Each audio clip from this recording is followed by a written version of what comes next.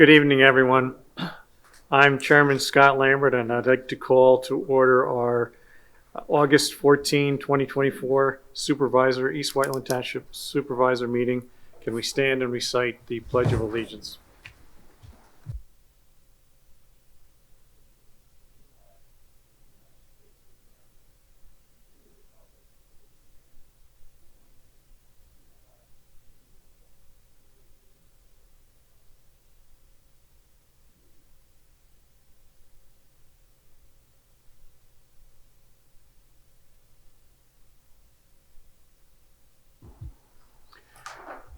We have a packed house tonight. I'm surprised for the holiday of summer, but anyway.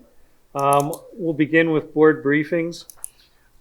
We had executive sessions that were held this afternoon on August 14, 2024 to discuss legal, personnel, and real estate issues. 2B, Catherine, if you can give us any updates to our ongoing grant application process. Thank you, Mr. Chairman. As was discussed at last month's meeting, we were successful in submitting the CFA MTF grant application for a $3 million request, and this is part of our continued efforts for Route 30 improvements. So that application is in, and we're just awaiting response. And we're still at about 11 million, is it? Roughly. 11 million of grant money that we received here recently. Thank you. Since Larry is off-site, having a fun time, anyone going to give an update on Park and Rec? No updates? No updates. Okay. No one knows it. No one knows it like Larry does. That's right. There's a park concert right now. If you go, you might be able to catch the beginning of it. That's the update. Next is emergency operation discussion. I guess Steve, you'll lead us through that.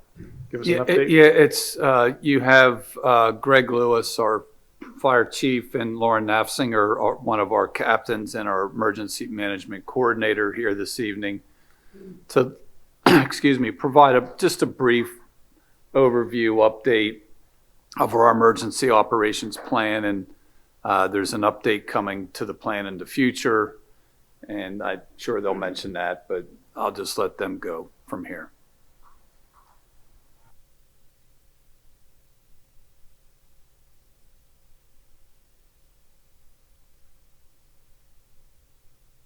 Are we on? Good. Okay. Good evening, board and Township staff. Thank you for the opportunity to come and talk to you for a little bit here this evening. I will be brief as best I can. Emergency management is a division within the Department of Fire and Emergency Services and is currently staffed by an emergency management coordinator, a deputy emergency management coordinator, and 2 additional emergency management staff members.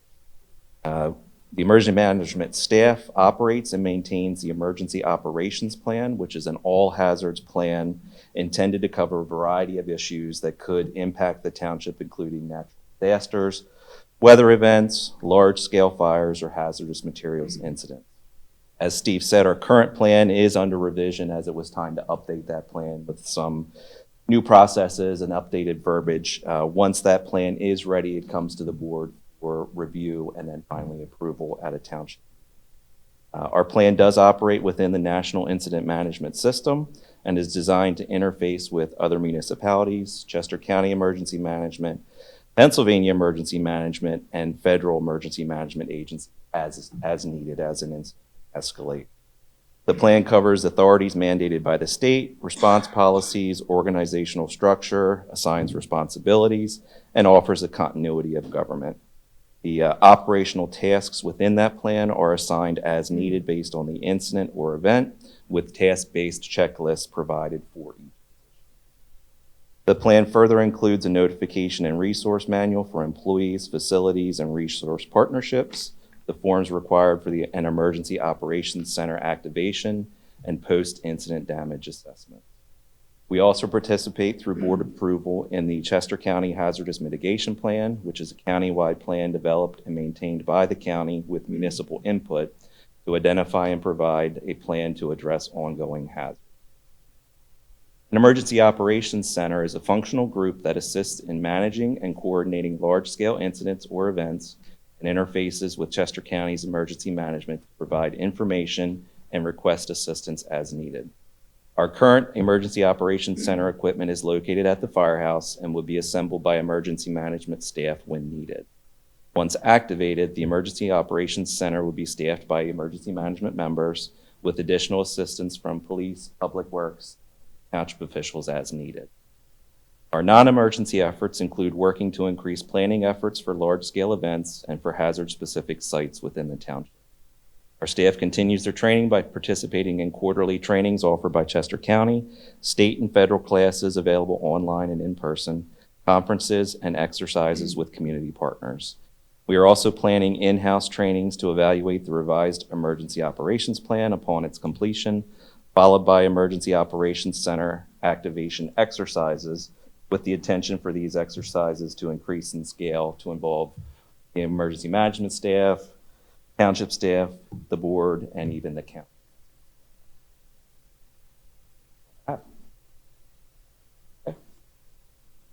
Any questions from anyone in the audience, online?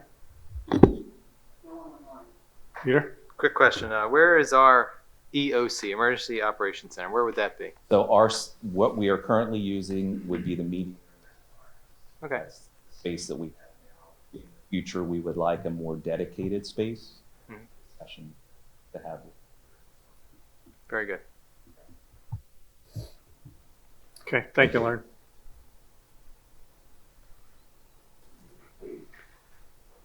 Moving on, Steve, if you can give us an overview of another successfully completed Eagle Scout project. Sure. Thank you, Scott. A member of Troop 78, who is a troop, which is a troop that has completed, I think, 4 or 5 Eagle projects in the township recently. A young man named Likit Kumar Manga completed a project. It's the firehouse siren. There, Zach, thank you. You brought it up. That's just down, as you exit tonight, unless it's dark, and even then you'll probably be able to see it given its bright yellow color. It's just right down the hill. It'll be on your right. And you can see Likit standing there. While that looks like it was a simple project, it really wasn't. It was restored years and years ago by another Eagle Scout, and Likit coordinated with the volunteer fire leadership, in particular with Gary McCusker, and I'd like to thank Gary for taking the time to work with Likit. And to become an Eagle Scout, you have to do there's a lot of steps for you to even get to on the cusp of a project, and then you have to plan and organize, execute the project, show leadership, and they always have surprises and they learn along the way, and I know Likit did. There was welding involved, and he had to find someone who could help him with that, so it wasn't just a matter of gluing things together and painting it. Much more complicated than that. But anyway, I just wanted to publicly thank Likit for completing the project. It's a great symbol of the fire service, and I think it's a great thing that he did for us. So he knows about it. So if he's listening for some reason online, Donna says he's not, but I let him know. So thank you to Likit and for getting the project completed. I have a quick question to Greg or Lauren. How often do you fire that thing off? I'm not far. I don't know if I've heard it before. So the house siren concept has went away years ago. Now with technology, with pagers and cell phones and different alerting methods, that system is no longer used. Fortunately for the township residents around us, as call volume has grown, we're up nearly around 2,500 calls a year. So that thing would ring 2,500 times plus a year. So it's a great symbol of tradition, but in today's system, that would be an annoyance to say the least. How about this question? If we hear it, what should we head for the basement?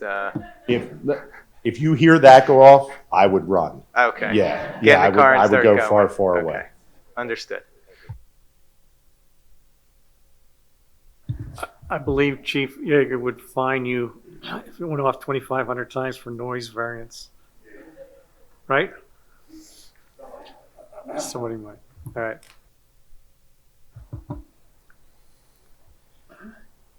Moving on, Bill Holmes, former supervisor, who's now turned to the Malvern Public Library side of town, has an update on The library. On the I library. figured that's why everybody's here tonight. I know. We got a full house. Thank you, Mr. Chair, and good evening to the members of the board and the audience. For those who don't know me, my name is Bill Holmes. I'm here tonight in my role as the East Whiteland representative on the Malvern Public Library Board of Trustees. And it's probably been a while since we've given an update about the library. We have a couple of exciting things to talk about, and then I was going to just give a more general update. The first thing I want to do, as far as an update, is introduce our new library director, Justine Fafara. Back at the end of April, our library director resigned to take another position, and the board at the time formed a search committee to find a new library director, and we were told it might take as much as a year, which of course put us all in a bit of a panic. So we quickly created the search committee, got our act together, and 2.5 months later, we made an offer to Justine. She accepted it. Thrilled to have her as our new library director. Got a lot of energy, experience, and very. I'm going to let her introduce herself and give you a little bit of the background before I steal any of her thunder, and then I'll come back and finish my update. Thank you.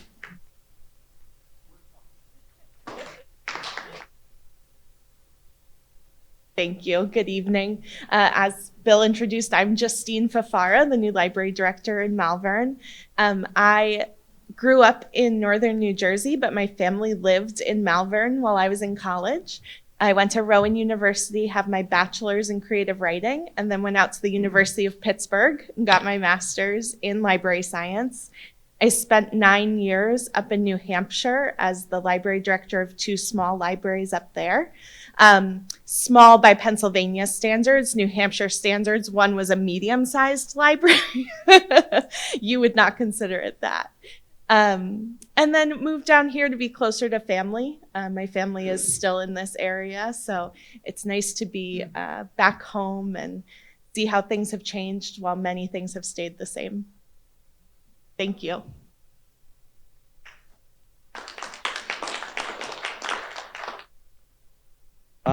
The next thing I wanted to give you guys an update on was the library renovations. And as part of that update, I thought it would be appropriate to kind of give a brief history of how the library renovations transpired.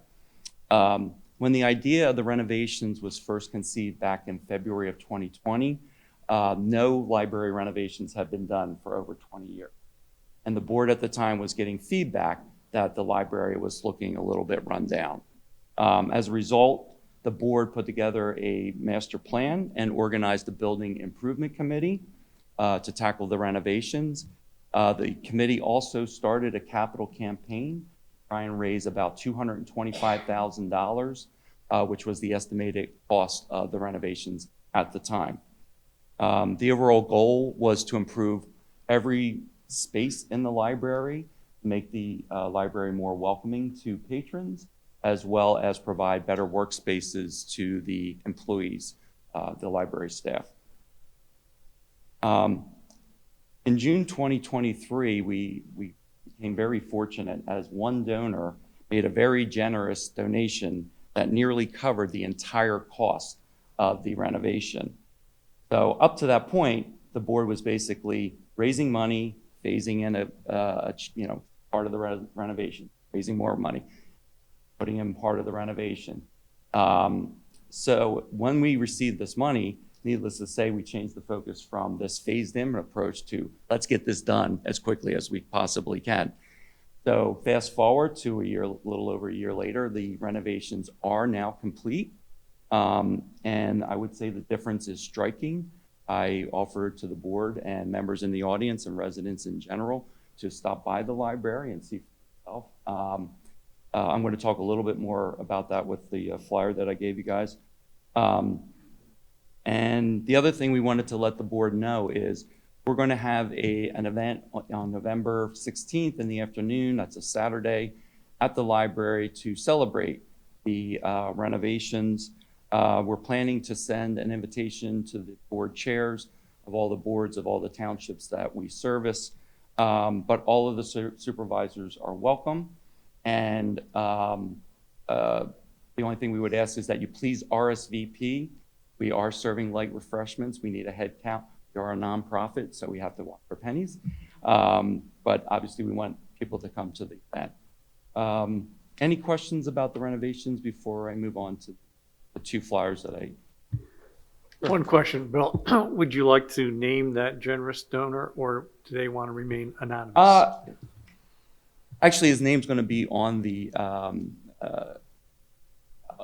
there's going to be a plaque with his name on. His name is Keith Trainer. So, and we are obviously very grateful for him because we don't know how long it would have taken to raise that type of money and then implement the renovation. So we were very, very appreciative of it. Yeah, I agree. It was before my time, so I can't take the credit. I'm just delivering the good news.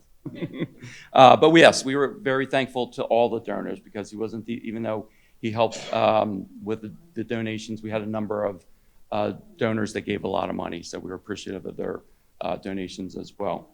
I just want to bring the board's attention, the one flyer that I gave you gives a little information about the library as well as some information about East Whiteland, our relationship with East Whiteland. In the About Us section, basically talks about the municipalities, the 4 municipalities that we serve, including East Whiteland. We want people to know that the Malvern Public Library isn't just a place where we loan books. It's a community hub where people can learn, they can get free entertainment, and many other services, which I'll go into in a little bit, that we offer besides loaning out books. In the Poised for Growth section, excuse me, because of the generous support of people in the community, and what I would add, without any East Whiteland taxpayer money, the Malvern Public Library is completing its renovations, which ultimately cost $317,000. As a result of that, East Whiteland residents can now enjoy upgraded AV equipment, updated work and meeting spaces, and a coffee bar where you can get coffee. And because of the renovations, we now have a lot more space to hold more materials, including the books and other materials. On the right-hand side, you'll see the impact and services. Currently, we have nearly 2,000 East Whiteland residents are patrons of Malvern Public Library. And in 2023, they took out over 11,000 items from the library. And again, that's not just books. That averages out to almost 6 checkouts per patron per year. We offer over 400 free programs, and over 8,300 people attended these programs. They're not all East Whiteland residents. We don't track which residents show up. They're municipalities.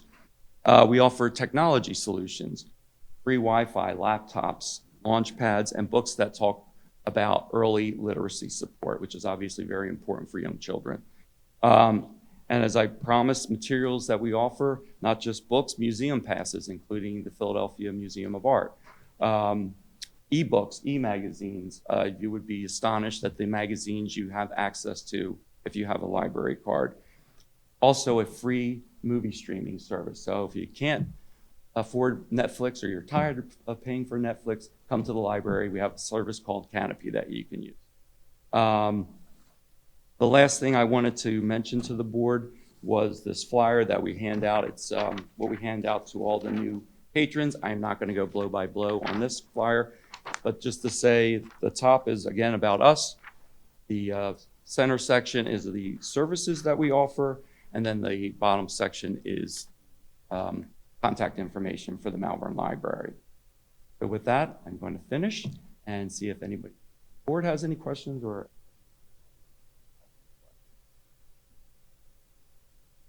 Okay, I think that was thorough enough for everybody. And again, please, everybody stop by and see the newly renovated library. Thank you very much.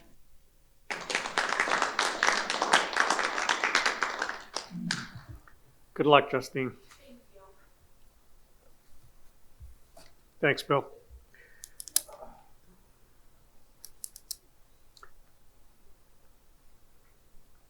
Moving on to board motions and resolutions. After having a number of positions open on our volunteer board side, we had a number of candidates apply for 2 positions, and we have chosen 2 well-qualified individuals. The first one the board needs to ratify this evening is the approval of Elizabeth Bolt to the Environmental Advisory Council Board for a term of 3 years to be completed through December of 2023. Elizabeth has 35 years as an environmental engineer, so her qualifications fit perfectly with this particular board position. Anyone have any questions pertaining to this? I don't know. Is she here? No. Would you like to make a motion, Peter? I'd love to make a motion, Mr. Chair. I'd like to make a motion to approve Elizabeth Bolt to the Environmental Advisory Council Board for the term of 3 years to be completed by December 2027. Have a second? Second. All in favor? Aye. And passes. Second up is a familiar face to this board is Robert Logan to the Planning and Commission side. Robert attends many of our meetings throughout the year, and he's also a member of the Pension Advisory Committee. But he's itching for more work, so he applied for the Planning and Commission term of 2 years to be completed in August of 2026. And we're happy to bring you aboard, Bob. Again, would you like to make a motion to ratify him? Sure. And welcome aboard, Bob. Thank you for your public service. And I'd like to make a motion to approve Robert Logan to the Planning Commission for the term of 2 years to be completed by August 2026. Do I have a second? Second. All in favor? Aye. Again, thank you. Did you actually come in from your vacation to hear your name called? All right, then get out of here. Super. Thanks, Bob. Zach, give him a copy of the MPC to read at the beach. He already has it memorized. Never mind. You trying to put him to sleep? Moving on to 3C, Catherine, if you kind of give us an overview on the Balderson track agreement, which is never ending. It is, and it's likely to continue to not be ending after this amendment. So if you recall, last month, the township went under agreement of sale for the Balderson tract. And as part of that agreement, the purchase price was listed as $143,373. There are certain requirements with the grant funding agencies that the township has, though, where the purchase price needs to be raised to $170,000. And just a reminder, the vast majority of this purchase price is covered almost entirely by grants. So in terms of the financial exposure for the township, it's very minimal. This is likely to be, so this will be memorialized as an amendment to the agreement of sale, and it's very likely that as we continue through this process that you'll see additional amendments because we do have conversations still ongoing with the various grant agencies. So this is amendment number 1 of potentially many.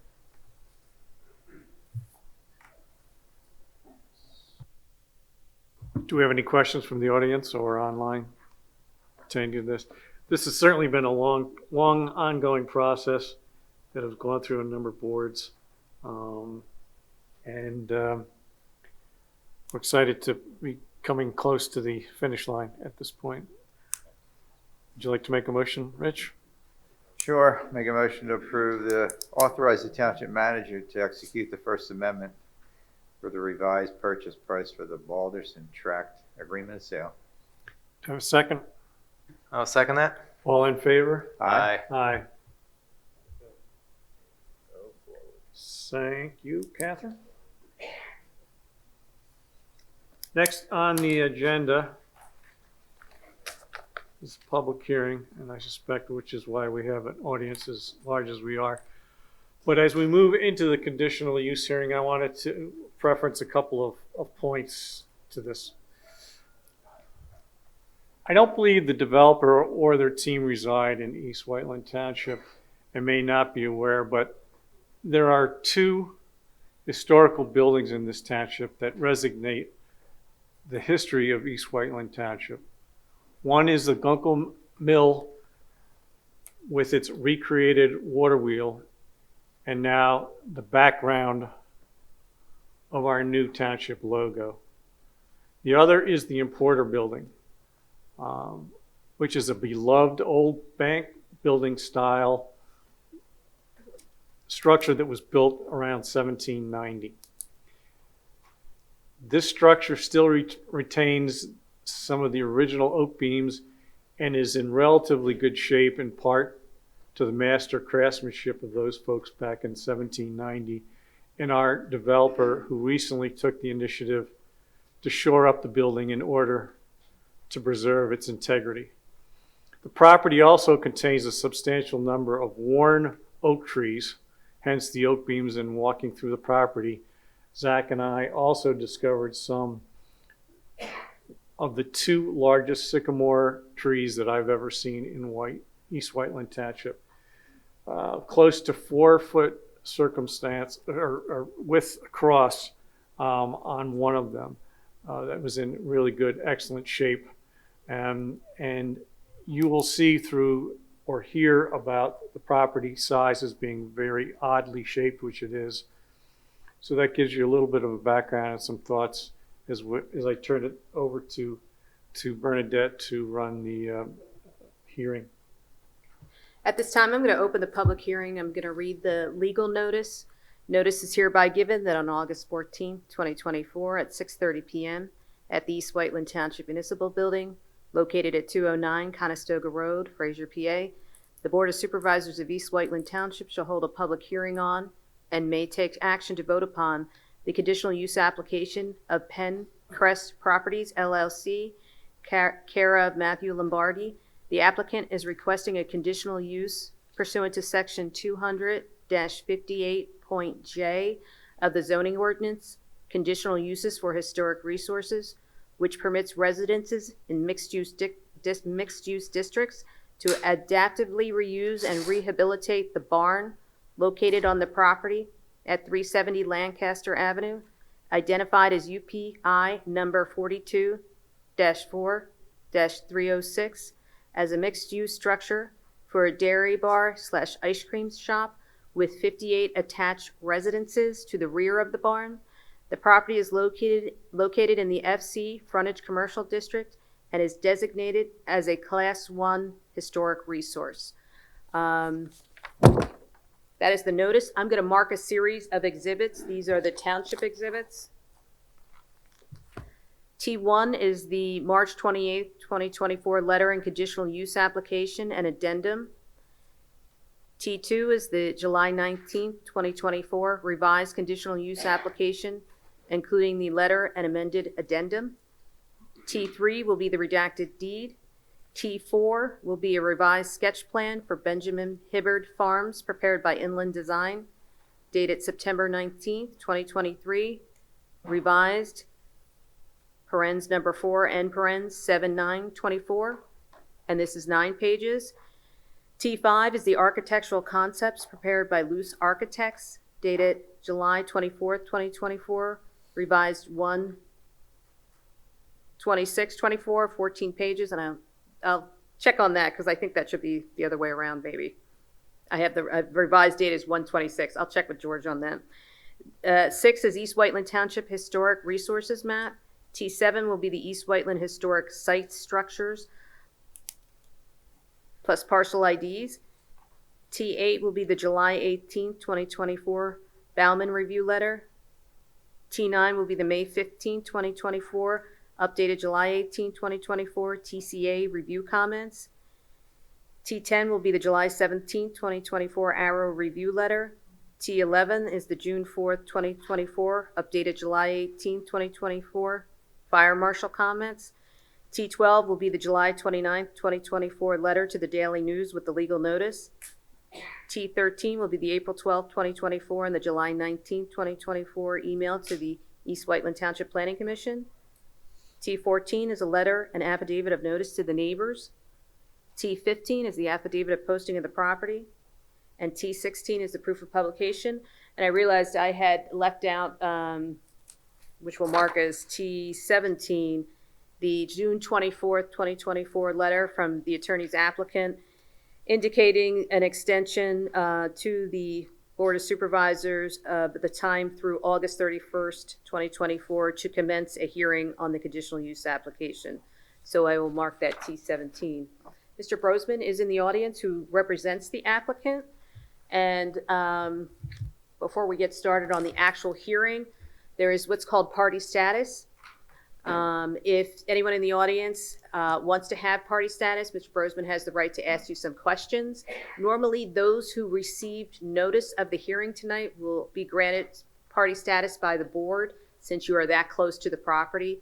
If you're beyond a certain distance from the property, the board will hear a little bit more about why you're adversely or how you were affected by the application and determine whether to grant you party status or not.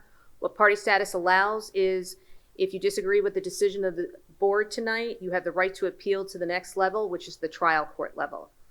And I do see we have a lot of members in the audience today. So I just wanted to ask, is anyone interested in this application for party status?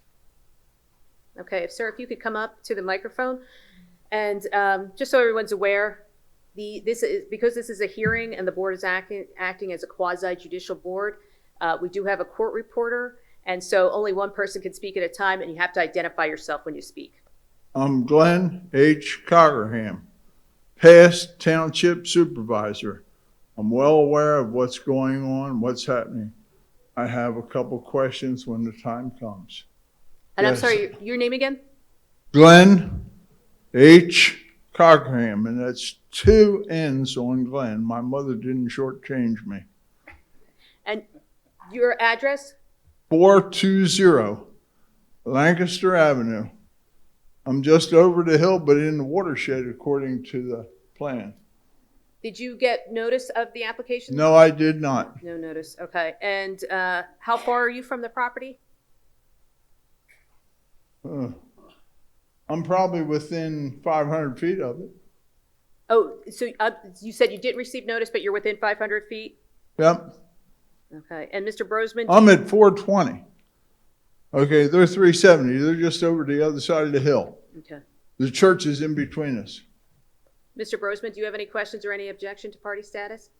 Mr. Cockerham, do you want party status or do you want to just ask questions? I'm going to take party status, and if I decide I don't need it or don't want it, I can dissolve that. No problem. No objection? Okay. Is the board amenable to granting party status? I have no objection. I have no objection. Same, no objection. Anyone else in the audience? Again, this board normally allows, even if you don't have party status, to ask questions. Since you came out on your night off, you can ask questions of the witnesses. Yeah. Yes. I'd like to have party status. I own the properties across the street, 375 and 377 Lancaster Ave. I'm sorry, sir. I have a hard time hearing when, yeah, I'm sorry, say it again. I'd like to have party status. I'm not sure if I'll have anything to say or not. 375 and 377. your name? Jeff Oler. Jeff, spell your last Oler, name? O-H-L-E-R. O-H. L-E-R. And did you receive notice? Yes. Okay. George, any objection? No objection. Okay. Does the board have any objection? None. No, none. It's right None. I have All right. none. across the street, catty corner. Yep. Sir? My name is Gary DePaul. I'm 362 and 360. Probably one property away from the barn. I'm worried about flooding. Hold on one second. Can you spell your last name? DE capital P-A-U-L. D-E? DE capital P-A-U-L. P-A-U, DePaul. And it's 360 and 362 Lancaster Avenue. Right. Yeah. We just have to, for the record, make everything All right. clear. Okay. George, did you receive notice? Mr. DePaul, did you receive notice? No, I like to get it though.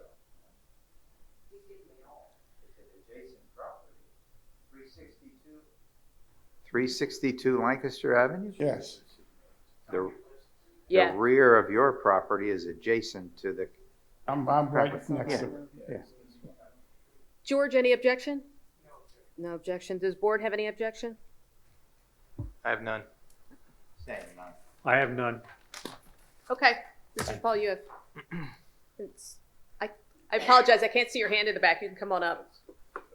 Is that Jeff? No, it's Mr. Rubino. Here we go. He's hiding in the back.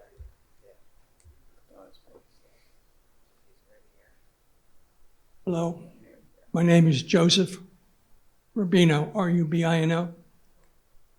Property owner at 364, 366, 368 Lancaster Avenue, the adjacent property to the east. And so the board knows I've attended 2 planning commission meetings and made comments. In all fairness to the applicant, they've made a lot of progress in amending the plan. As Mr. DePaul just said, he's concerned about stormwater. That is a major issue for people downstream. I'm also here on behalf of the Classic Diner. Even though I made all the additions to the diner, my sister owns it. She lives in Oregon. Thank you. Okay. Mr. Brosman, any objection to standing? Or party status? Board, any objection? No. So, Mr. Rubino, you'll have party status, but I can't give you party status for the diner. No problem. Okay. Water still flows downhill. Okay. I have no objection.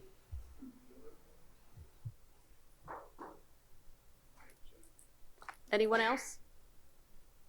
And before we get started, Mr. Brosman, I just wanted to point out that prior to the hearing this evening, Mr. Lambert, the chair, and Zach Barner did visit the site. The 2 of them visited the site on their own with the permission of the applicant's attorney. And Peter Fixler also visited the site on his own, just by himself with the permission. I just wanted to put that on the record, that Scott and Peter have visited the site separate times, not together. I think with that, we'll turn it over to you.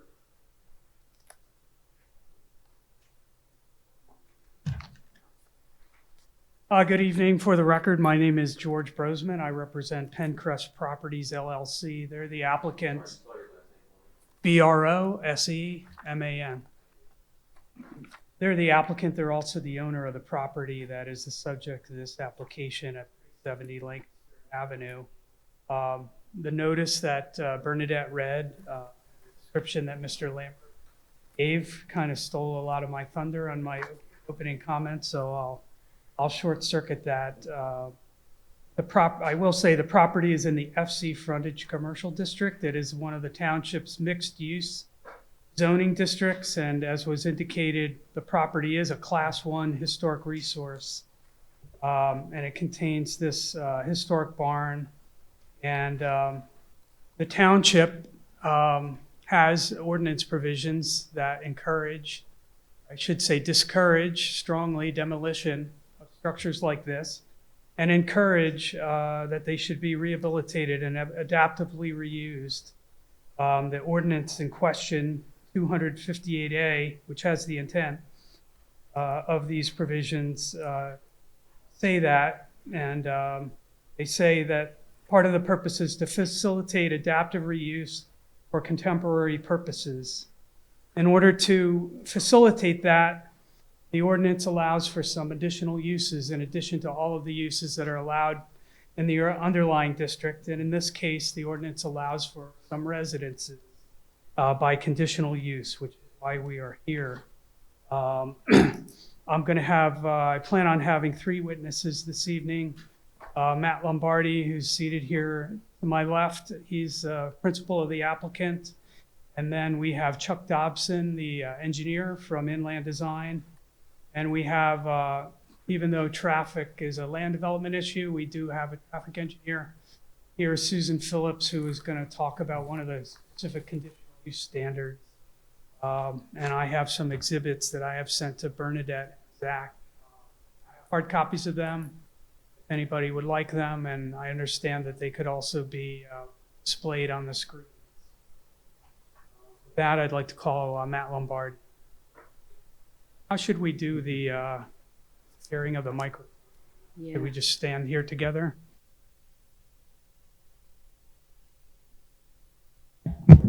Okay, Dealing with a one-armed man over here. I know.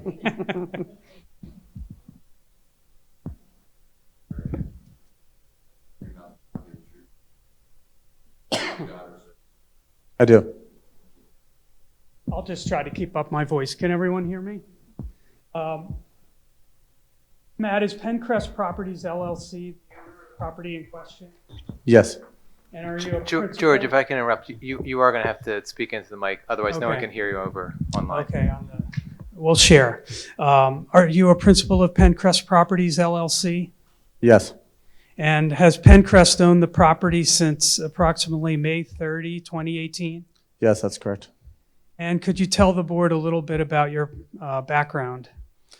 Sure. I live in Wayne, Pennsylvania for the past 15 years or so. I attended Villanova University. I grew up in central New Jersey. Moved out here ever since I went to Villanova, met my wife, and we live happily in Wayne. And so far, we love the development concept here in East Whiteland, and we're excited to present tonight. So thank you for being here. And have you done other projects like this in the past? Yeah. We've done a lot of projects, probably hundreds of projects between New Jersey and Pennsylvania, all different scale. We have a residential arm and we have a commercial arm. They cross over a little bit, and this one's interesting because with showing some of the renderings and the concept as we go forward tonight, you'll be able to see the connection here. And we think this is a special site, special finished product if we're able to finalize the approvals, and we're excited about what this could be. And in our exhibit package, we have exhibit A1, and there's an A1A and an A1B. Could you put those up, Zach, please? Are these some photographs that you provided that show some projects you've been involved with? Yeah, we've done a lot of restaurant projects. We have an architectural and interior design arm also. My brother Rob heads this up. These are different restaurants, bars we've done. All of the places we do, it's hard to see in these pictures. I was trying to keep this concise, but George asked us to put together kind of a short picture summary of the kind of work we do. So very boutique-y, very over-designed concepts. We try to nail concepts with location. So these, all except one, those are Jersey Shore locations, more or less. So coastal, very themed. This is an example of the commercial type of work we do, and this is construction and design. So we've done both in this case. So that would be A1A. Could we go to A1B? We weren't sure how this was going to come across too, but that because there's small pictures, but examples of different projects: townhouses, apartments, single-family homes, couple interiors. These are mostly all Pennsylvania projects here locally. And have you renovated structures that need a lot of work in the past? Yes, right in Radnor, we've done several historic renovations of cool historic buildings that we bring back to life. So it's kind of become like a passion of mine, and this one's obviously you can't get older than, we think it's 1715 or 721, and we've heard other dates, but this barn is super old, so we're excited to see what we can do with this.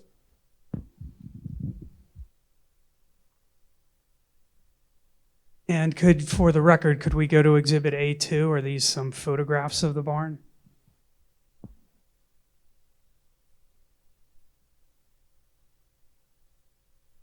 Yes, I took these maybe about a month ago. So this top left is the rear of the barn. Shows there's an addition. I think it was deemed to be from the 20s. That little red kind of short single story on the left side of that top left picture. The top right is from the east facing west. That's an asbestos siding part of the barn. That's the only side that doesn't have stone. The bottom left is the interior, which is in nice shape, but we don't even really have any water that gets in there during rainstorms. And then the bottom right is obviously the front corner facade of the stone and the outside of the barn. And have you been considering for some time a renovation and rehabilitation of the barn? Yeah, I remember, I think it was 2017, the township was doing like a re-examination of the Route 30 corridor. And I kind of followed that, and I saw like the openness of the township's ideas. And I think right when Zach came to the township, me and him kind of linked up, and he's been phenomenal for like 6 years. We've been talking a lot about different concepts and ideas, and he's been holding my hands with this whole thing. So thanks to Zach. And, I think we've come up with a good, reasonable plan that could be an exciting addition to this part of Lancaster Ave. And we'll go through the specific plans with Chuck Dobson, but can you describe your proposal, the concept of it, and how you got here? Yes, I usually like to, if we could we roll up some of the pictures at this point of so the overall concept is taking the old Hibbard barn, it's about 2,000 square feet, and preserve the barn while making it feasible to have customers inside of it. Essentially, if you could go, For the record, this is the architectural concepts that we're calling A3. So the existing barn, outside and inside, would almost remain identical to what's there. The bathrooms, the ice cream parlor, manufacturing area, the storage areas, all that would be in the new part of the building, which makes it easier for the construction portion. And then we keep the barn intact for like the enjoyment of the customers, the viewing of everybody. We're thinking we could leave the stone on certain walls exposed from the inside, so you could get a good sense of the real history of like 2-foot wide, Pennsylvania stone. So the concept is the dairy barn will be a homemade ice cream parlor. Ice cream will be made on site, and they're going to be an extension that connects to 58 apartments in the back with underground parking. And together we think it works well. We kept the architecture simple on the barn. The Historic Society had us come there twice. They made a bunch of changes. We went along with the changes, and I think they're very happy with where we ended up. And if we continue through the slides, I could kind of point out what we're looking at here. Let me ask you, how'd you get the idea for the ice cream shop? So we have an ice cream shop right now in Spring Lake, New Jersey. It's an old bank. It was a pharmacy at one point. It was a movie theater, I believe, originally. It was built in 1899. It burned down in 1902, and it was rebuilt in 1905, all well before me. But my family's owned that for about 15 years. I ran it while I was in high school. It like really kind of impacted my life, and I've really kind of taken a love to ice cream and the whole working there. And it's just like some weird thing that I've kind of become obsessed with. Going through this process, originally we were thinking like a coffee house, maybe a brew pub.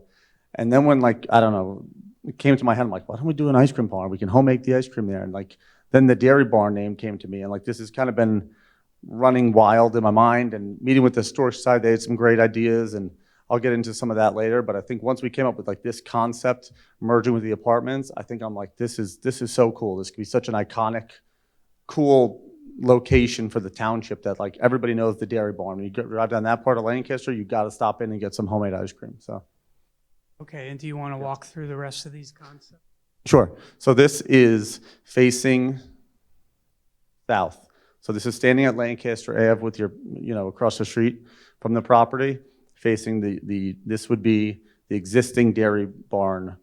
It shows we cut in some windows into the front. We're going to have to redo the roof. The roof is kind of all, anything that's wood obviously sags and twists over time, but the stone is in pretty good shape.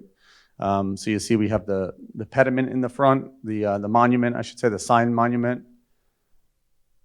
We're trying to, so there's, behind the barn is the main house. The Historic Society helped me identify the main house was the residence, and this barn was where they would have like the cattle and the horses and things like that. The main house has had a fire maybe 50 years ago. All the wood burned out. So there's no wood left, but all the stone is there and trees have fallen on it. But there's a ton of stone there. So the idea is to take all that stone, we're going to excavate around it, all the trees, and use that stone around the whole site. So the monument in the front would be stone. We have retaining walls in the front that are all the stone that matches the stone on the barn, which is pretty cool. So this is Lancaster Ave. The piece that comes off Lancaster right to the left, you see there's no windows on bottom. That is like the manufacturing part for the ice cream. So some refrigeration, ice cream machines. We want to have that actually have like that's the side of the barn that has the asbestos wood framing with asbestos siding. We figure we could make that like a glass wall that you could kind of see the manufacturing taking place. And depending on the time of day, we could have like fresh samples of the ice cream right out of the machine. We're trying to make this a real cool, like old-fashioned connection between the manufacturing and the customer. So that room would be the bathrooms, the kitchen, that kind of stuff for the dairy barn. But inside the dairy barn, you're just going to see one big A-frame roof. You're going to see the old beams. Obviously, it's got to be modernized a little bit to meet energy codes and things like that. But overall, we're trying to preserve as much of what's there now as what you'll see when you walk inside. You want to go to the third sheet of A3? Sure. So this just points out the stone base there that they're showing brick for the Hibbard farm portion. We don't know how much, I mean, there's a ton of stone on that the old house there, but we don't know, like, realistically, will that be more than we need? Because we're trying to use that for piers along Lancaster Avenue. We're trying to use that for retaining walls. We're trying to use that for the monument. So we're going to use all that up until we exhaust all the stone that's on site. The fourth sheet of A3? Some of these are semi-redundant. So this is the... I want to skip one, just okay. say skip. So this is good, though. This shows, this is the west side of the property. The grade slopes quite a bit from right side to left across the whole 3+ acres. Left side of the property kind of goes downhill. So we're taking advantage of the natural slope. So on this side, you'd pull underneath the building. It would be on grade with the asphalt, but that would be like the parking garage underneath the building, and we have 3 stories above it. Fifth sheet. So this shows the front of the dairy barn, and it shows the stone retaining wall with pediment lights that we'd have like flanking the front of the property. We also wanted to do, you can't, these renderings, it's hard to show, but on the actual barn, I want to have gas lanterns outside, so real gas lanterns, very old-fashioned, cool concept. So that was something that I thought would be a neat special thing to put on the barn. You can go to the next sheet, Zach. Thank you. So this is the, I don't know why I have to think about this so much. This is the west side, east side of this is the west side facing east. And this shows the main customer entrance. We have a little outdoor seating area you can see to the right. This shows the barn where right now there's like some wood siding kind of. It's got that 1-story addition. So we'd kind of rip that portion off, create this outdoor area. And that's that stone from the back, the main house, for the little seating area. 7th sheet. This is more or less the same angle. You could just skip this. This just shows it at with the lights on. These architects are so good. They can really capture the feel within this. So we've gone back and forth like 100 times on little details, but that shows a little more of the outdoor area. We're thinking like, kind of round picnic, not like a super formal thing with some umbrellas and stuff, but for nice summer nights. Okay, so this side of the property is the west side of the property heading back toward the additional apartments. All the parking back here is surface parking. So 3 stories of apartments is what you get kind of when you drive past the building. There's still a little bit of parking back here. This is the main entrance for the residences. There's like 5 different places, though, you can enter the residences, so it depends on where you park. Next sheet.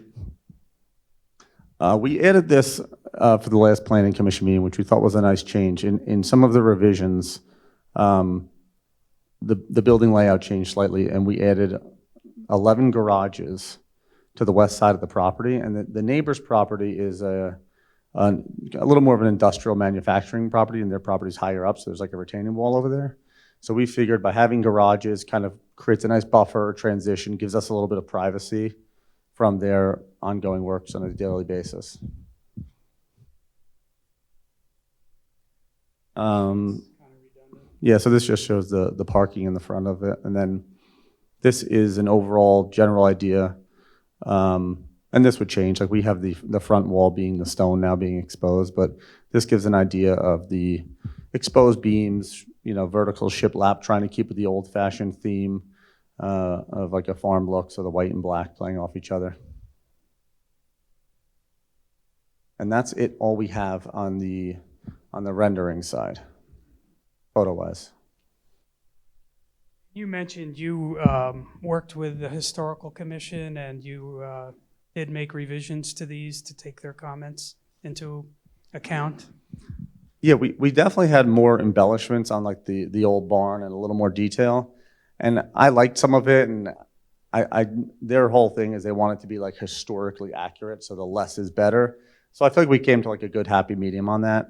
I know at the Planning Commission, one of the members mentioned they were kind of disappointed to see some of those things go, but I understand that history matters and that's important to the site. So we're trying to preserve that, and a few little concessions here and there. I think the overall look is still what we're looking for. And I know it may not be final yet, but what's the current thinking on the number or the mix of the type of residence that there will be, the number of bedrooms, things like that? So all the units are nice size. Nothing's like crammed in there. We have 31 one-bedrooms and we've 27 two-bedrooms. That could change maybe a couple in either direction depending on the hallway layouts. But the parking requirement's the same for 1s and 2s, so we figured that was okay. Thank you. That's all I have for Matt at this time. And if the board, we could do this one of 2 ways. We can hear all the witnesses, then start asking questions, or we could ask questions of this witness. And certainly if something else comes up, I'm certain Mr. Lombardi will answer it if something else pops into your head. Oh, I just have one question. Parking ratio. What is the number of spaces for the units that you have? Chuck will have that for you. Okay. All right. Okay. Yeah, we have. Chuck, go. Oh, he's over here. We have 2 per apartment, though. So we have, what is that, 116 spaces for the apartments? Yeah. So 2 for a 1-bedroom, 2 for a 2-bedroom.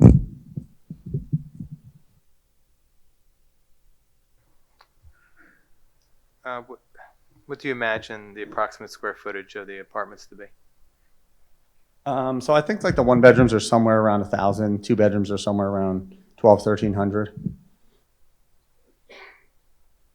1,300. We have a fairly decent sized amount of apartments now, so I've kind of learned the things to stay away from.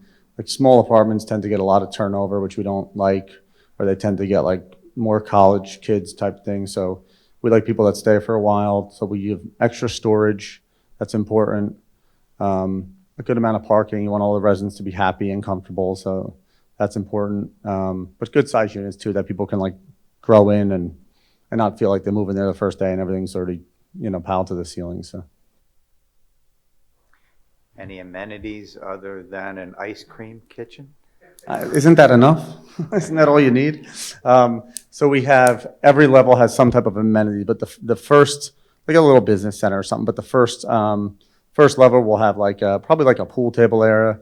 It's more of like a sales thing when you walk in. It shows really well to like the main lobby. You have like kind of a hangout area, a pool table, a little leasing desk, something like that. We have a fitness center that would be up on the 2nd level. That's in the design now. We don't offer a pool or anything like that. It's too small of a complex. You need like 100, 150 to get into some of that. So it's light on amenity space, but within the building, we want it to be comfortable for the residents and have some of those perks that the bigger places have. Yep.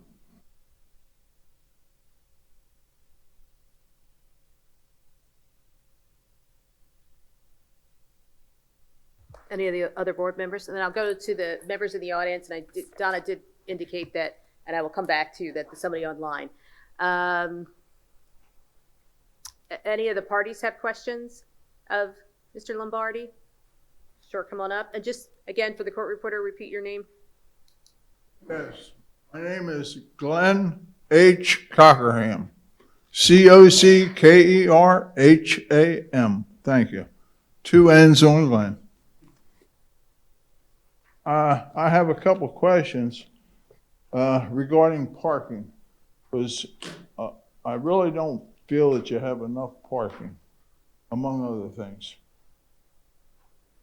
How many parking spaces do you have just for the dairy barn?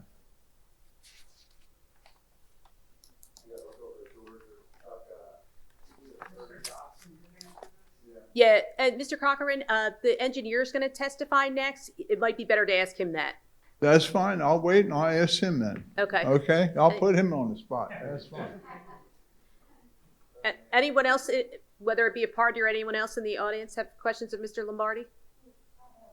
Sure. We need you to come up and state your name.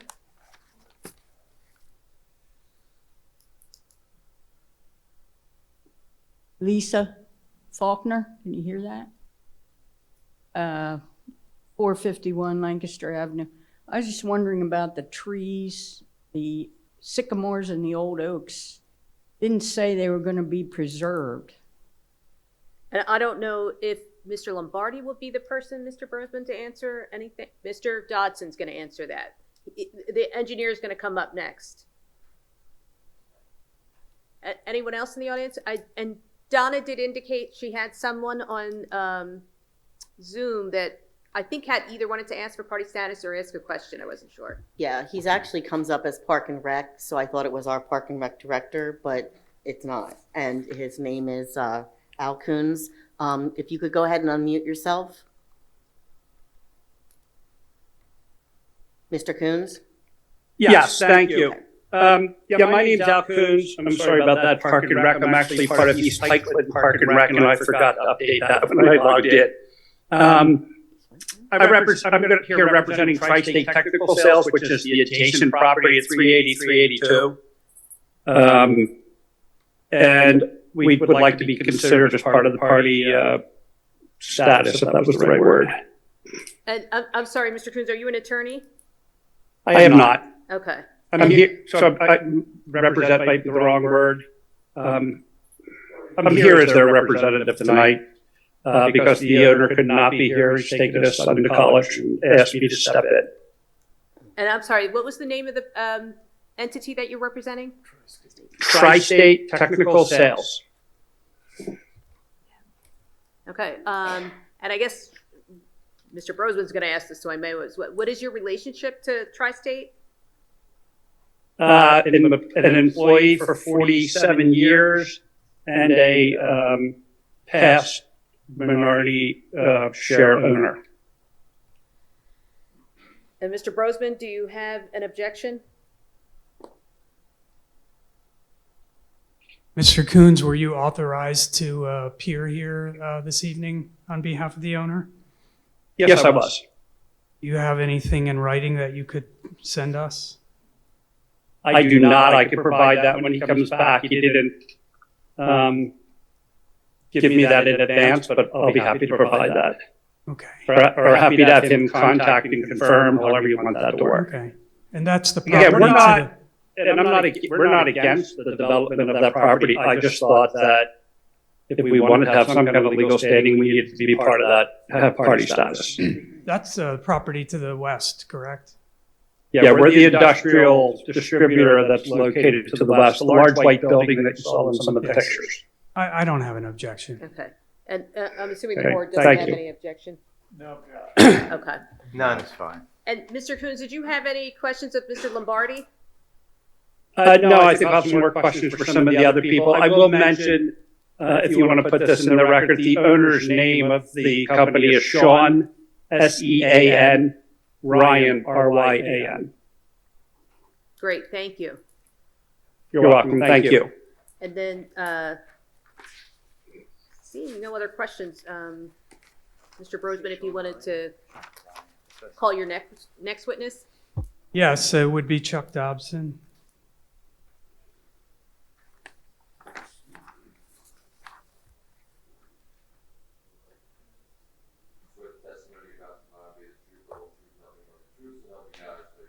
I do.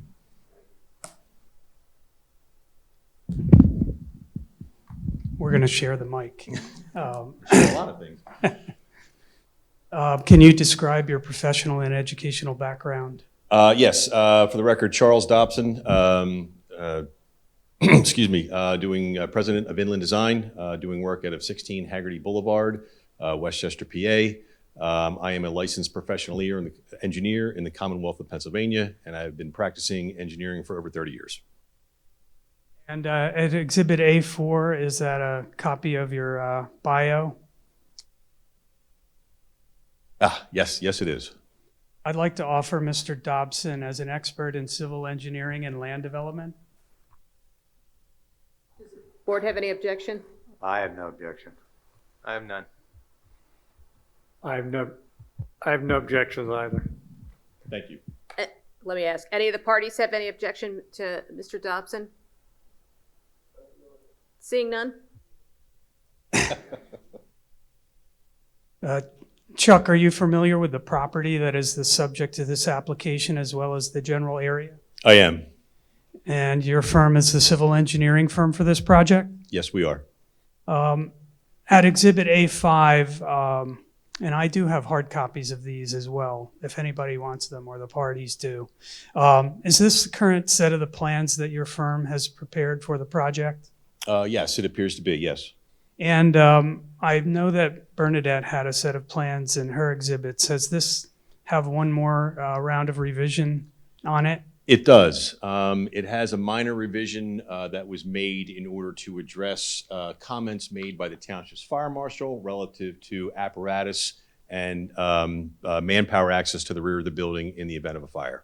And for the record, that revision is revision number 5, dated 7/24/24. Yes, it is. Would any of the board members like a copy of this set? It's very similar, but I do have hard copies. If you have them, sure. You know, that way we can Sounds good. rip this one up. Help with that, guys? Don't want to get confused.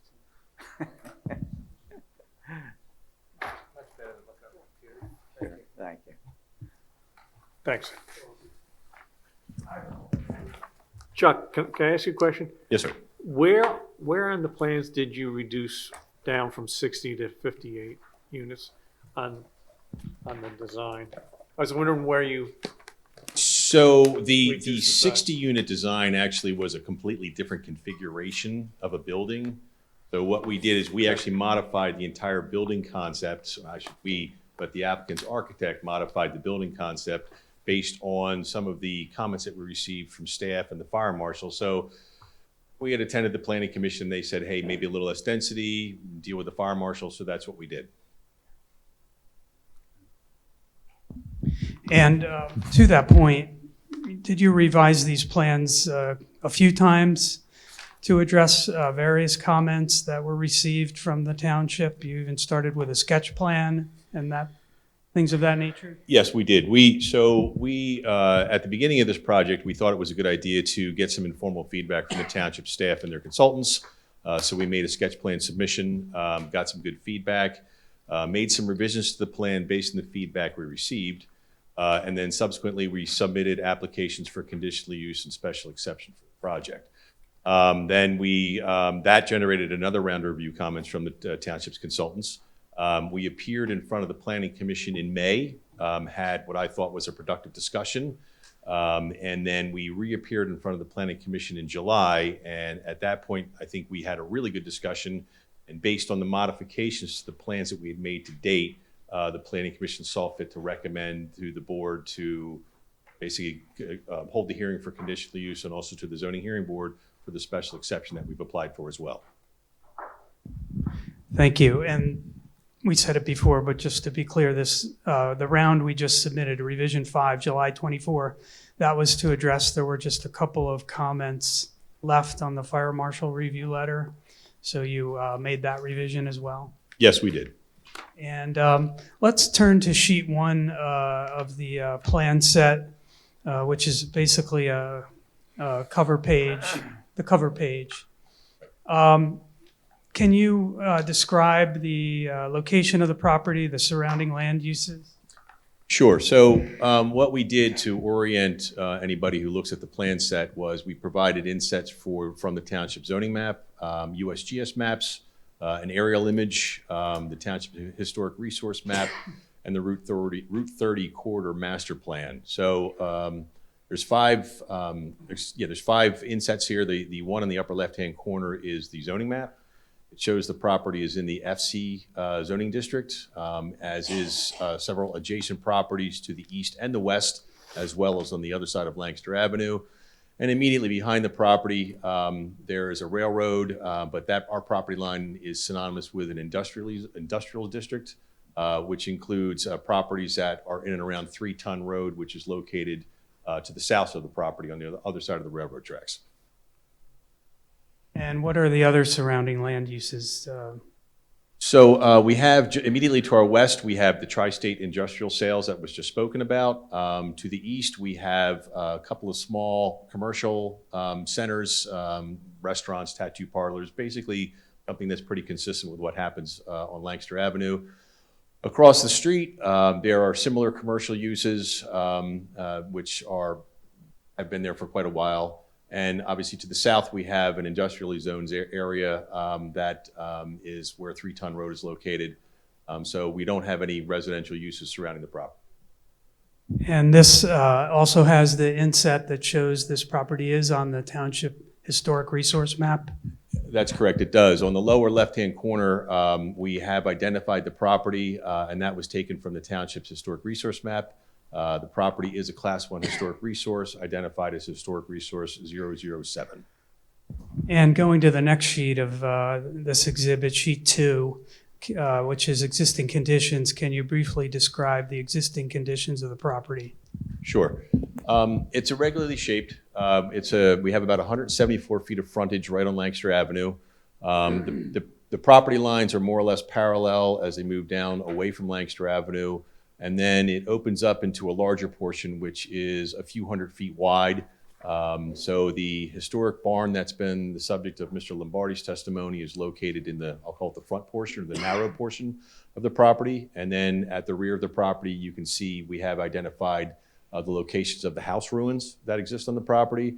And then there's a stream, which is basically created by 2 culverts under the railroad that flow under our property along the eastern portion of the property, and then that stream meanders eastward to some adjoining properties where it leaves our site. And does that stream have a riparian buffer associated with it? It does. The stream is in the Valley Creek watershed, and that's an exceptional value watershed. So DEP mandates that when you are engaged in projects that exceed over an acre of disturbance, you have to establish buffers, riparian buffers along that stream. It's a 2-phase buffer. The first buffer is 100 feet from the top of bank of stream, and then there's another buffer 50 feet from that 100 foot for a total of 150 foot buffer required by the PADEP. And does the shape of this property and the location of the barn and the stream and the riparian buffer make it challenging to do a project like this? It does, and that challenge was one of the reasons why we spent so much time working with township consultants and township staff to come up with a concept that we felt fit within the constraints that the site had, but also respected some of the environmental conditions on the site as well, with the primary objective of basically adaptively reusing the barn itself. And we'll be having to come back if this project proceeds for land development approval, but can you state whether the property currently has any systems on site to control or manage stormwater runoff? There are none to my knowledge, so there's no stormwater management currently on the site. And I'd like to move to the proposed plans. Mr. Lombardi told us about the concepts. You prepared specific site plan for this. If we turn to the next page, I see we already have. Would you walk through the proposed plan in a little more detail referring to plan set? Sure. So in the front center portion of the property, you can see the barn in its same location right there. That barn is to be, as Mr. Lombardi testified, to be rehabilitated and adaptively reused. There is a connection out the eastern portion of the barn, which is where a lot of the ice cream manufacturing, storage, just the operational portions of the shop would function. And then that's actually connected to the proposed apartment complex by a walkway. So basically you have a barn, but there is going to be, at the end of the day, one entire structure on the property. The site that you're looking at, the site plan you're looking at right now, I believe indicates the basement level of the proposed building. So if you were to come into the property through the proposed driveway and immediately take a left and then a right, that would take you down to the lower level parking garage. And then conversely, if you were to take a right once you come into the site, take a right off the driveway, another quick left, that'll take you to what will lead to the second level of at-grade parking where the proposed detached parking garages are. There is, as you can see, on the lower right-hand side, there's a large area of stream, wetlands, and buffer that is going to remain untouched. And we've also shown I'll call it an all-weather surface, probably like a grass pave or some naturalized turf paver, which is shown on the eastern side of the building, between the back of the building and the repairing area. That's for fire truck access. Yeah, the rest of the site is designed to function in accordance with the design standards laid out in the township's ordinances.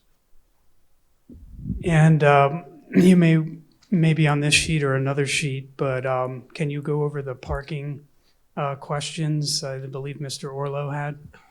Yes, certainly. So there are a mix of 1-bedroom and 2-bedroom units in the proposed building. We have assigned 2 parking spaces to every unit regardless of the number of bedrooms. And then your parking code requires 1 space for every 100 square foot of gross floor area for commercial use. So we have 26 parking spaces for the proposed ice cream parlor, and we have 116 parking spaces for the residential component. And that's in full compliance with the East Whiteland Township ordinances for the number of parking spaces? It is. And there's some other sheets in your set.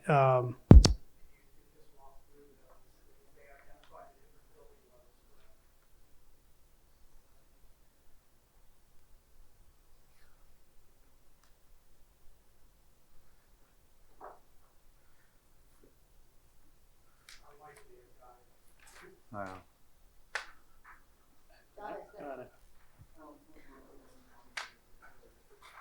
Guess we didn't pay the bill.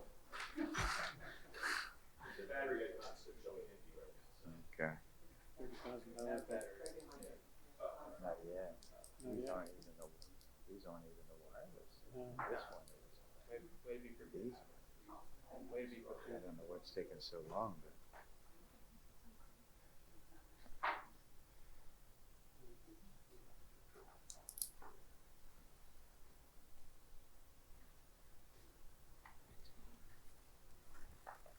So there's a number of spaces in the underground and some outside.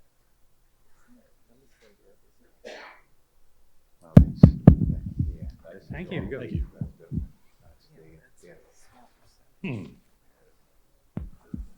Want to hit the first floor? Oh, right. I'm sorry. So describing the site, so that's the first floor, even in the title block indicates that as the basement, basically the basement floor plan where the lowest level of parking is. There would be no residences on this level. So the next sheet, if you want to scroll that one, Zach. So this shows. This is sheet 4. Sheet 4? Okay, yeah, thank you.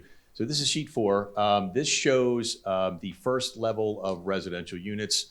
And it also contains, you can see this is the same level where the parking garages would be located along the western property line.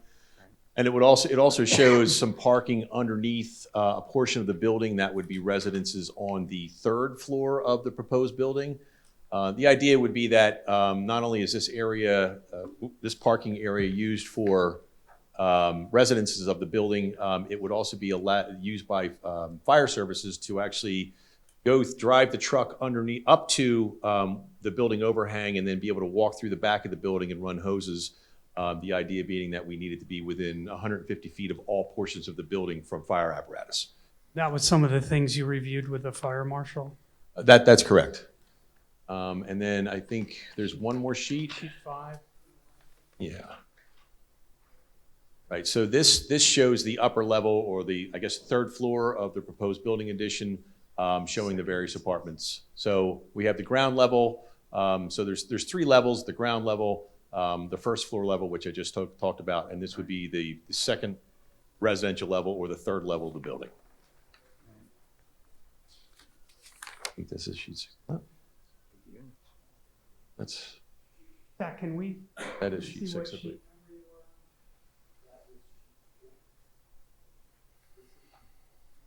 Sheet 5. Second floor, sheet 5. Second floor, sheet 5. Yeah, so third floor building, yeah, so but third floor, so this shows the residences that are going to be above the at-grade parking to the west, where the parking is. And the idea here is just to maintain the site plan configuration, and as you go up in elevation, you can see the various floor layouts of the proposed building that's going to be constructed behind the barn.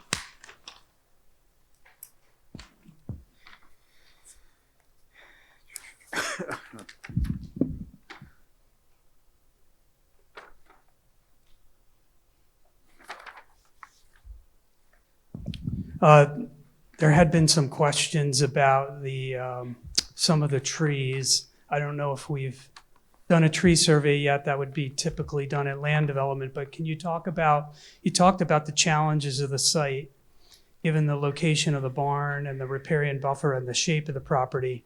Can you talk about the areas that you see for disturbance and tree removal, and where trees can be preserved and even enhanced with supplemental plantings? Certainly. So what sheet do you want to go to? I think probably the 6. 7.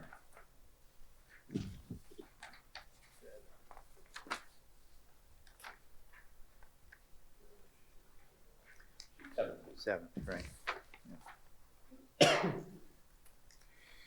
So the intent of this sheet was to show, obviously we have the stream corridor, the wetlands and riparian area that we need to maintain.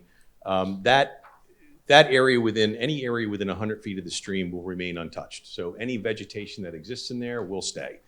The objective of this sheet was to demonstrate how, and this is certainly subject to revision based on our discussions with the township, and then with the Conservation District and DEP as part of our NPDES permit process. But the idea was that there are definitely some good quality trees in this area. There's also some trees that have decayed, rotted, probably emerald ash borer, things like that. So the idea that we would try to enhance the perimeter of the riparian area behind the proposed building, provide some enhanced landscaping plantings along the southern property line of our properties, the properties adjacent to our east, and then do some supplemental buffering along the southwest corner of the property in order just to kind of, enhance some of the environmental areas. I can tell you that anything within the building, the parking areas, that will require complete cutting of any vegetation that's there. So I can't represent anything else. That's what it's going to take. So I have a question. As Bernadette had kind of indicated to you early on, because I was unable to attend the sub-planning commission, which you would have heard probably these comments, but vacations came along the line. The tree issue is an issue, put it mildly. We've got 2 trees that are, per our arborist supervisor, kind of estimates somewhere in the 80 to 100-year-old site. And I don't know if we can pull those up. Donna, you're off doing something else. But anyway, I don't know exactly on this plan. Zach and I had a hard time figuring out whether or not that tree is situated right in or on the perimeter of the building design. And it's, you know, I'm not sure if we can, I don't know if you can identify the tree. I don't know where the tree you're speaking of exists on the site. We don't have a specific location on that. Had we located it, we could easily map it, but we did not locate that. We located individual trees, but typically when it comes to tree masses, we locate the edge of the tree mass, which is what the plan showed. Right. I'm not sure what you're saying in terms of, I'm asking, can you work around trying to save this one or two of these large sycamores? I think that would depend entirely on where they're located. Sure. I mean, if they're 3 feet off the edge of the ruins of the house, the answer would be no. That's where the building's going to be going. If it's somewhere within that 100-foot riparian buffer or on the fringes there, and we get the location, then we can make every effort to preserve those trees to the extent that we can. But since I don't know where the tree is right now, it's difficult for me to answer. Okay, that's one of the big boxes you need to check off. Understood. Yeah, I noticed in the subdivision and land development ordinance, we will be required at land development to provide a conservation plan and an environmental impact assessment.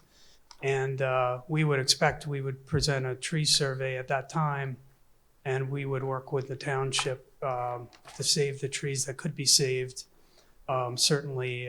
But as we mentioned, with all of the constraints we have, saving the barn, the riparian buffer, and the shape, there's a certain grading that needs to be done, as Chuck was saying, but we will provide it and go through all that at land development.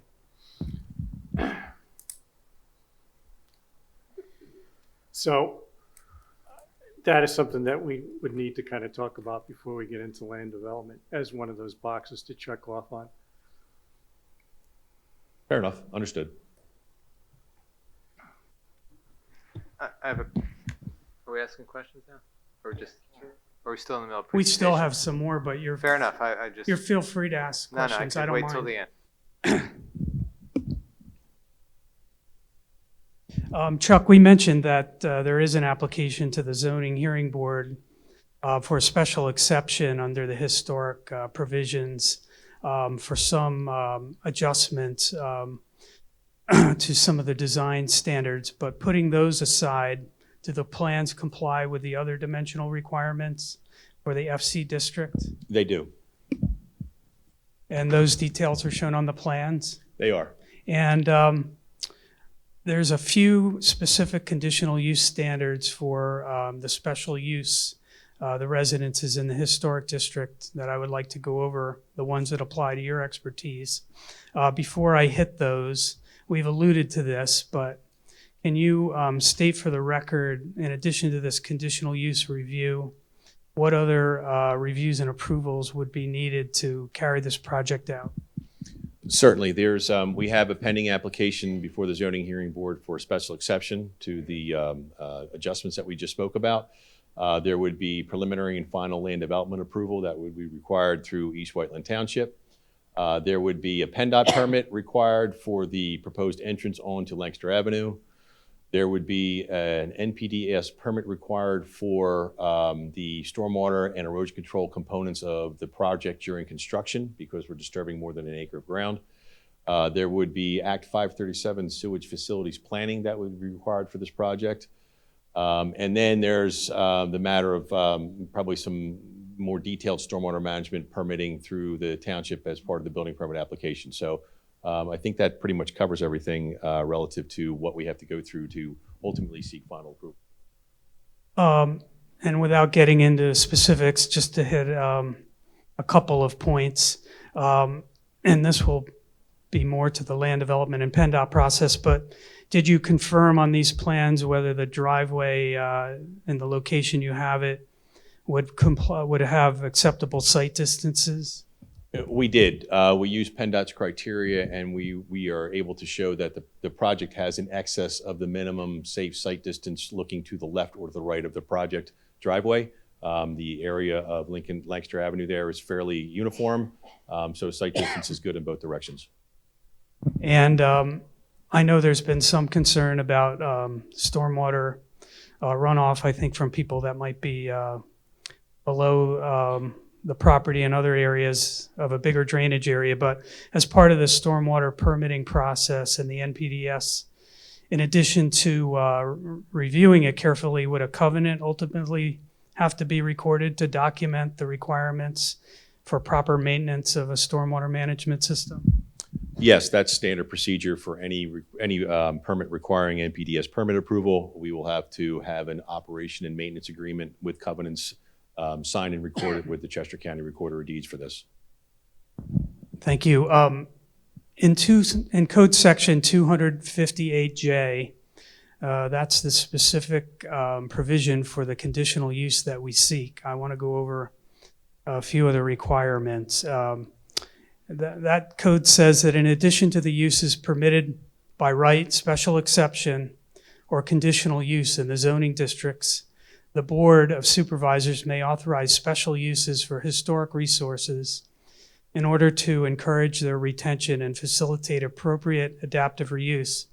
Such conditional uses may include, and in this case, residences in mixed-use districts. You've testified that the property is designated as a historic resource. Is that correct? Yes. And you testified that the property is in the FC Frontage Commercial District. Is that correct? Yes, it is. And is that classified as a mixed-use district by Article 6 of the Township zoning ordinance? Yes, it is. Then the code says that certain criteria should be met. One is the use, in this case, the residences, shall not generate high levels of vehicular traffic or noise, noxious odor, air pollution, or glare. I'm going to ask our traffic engineer about the vehicular traffic part. But in your opinion, will these residences generate a high level of noise, noxious odors, air pollution, or glare more than any typical residence would? No, they would not. Considering the surrounding land uses, there will be none of those issues raised by this project. And then that was standard number one. Standard number two says that the manner, location, and hours of operations and deliveries to the premises shall be compatible with the daily cycle of active and quiet periods associated with any adjacent residential uses. Does the property have any adjacent residential uses? No, it does not. Number three is the use should complement other uses in the district, creating a mixed-use character that contributes toward an increased rate of pedestrian access to local services, minimized auto trip generation, and additional security for district businesses. In your opinion, does adding residences actually almost perfectly create a mixed-use character here? It does, because now you have residential uses mixed in with commercial uses, so it fits right in. And number four is mixed-use structures containing residences shall have non-residential uses only on a level or floor below residential uses. This one is a bit of a mind bender, but the dairy bar is the non-residential use in this plan. Is it on a level that is below residential uses?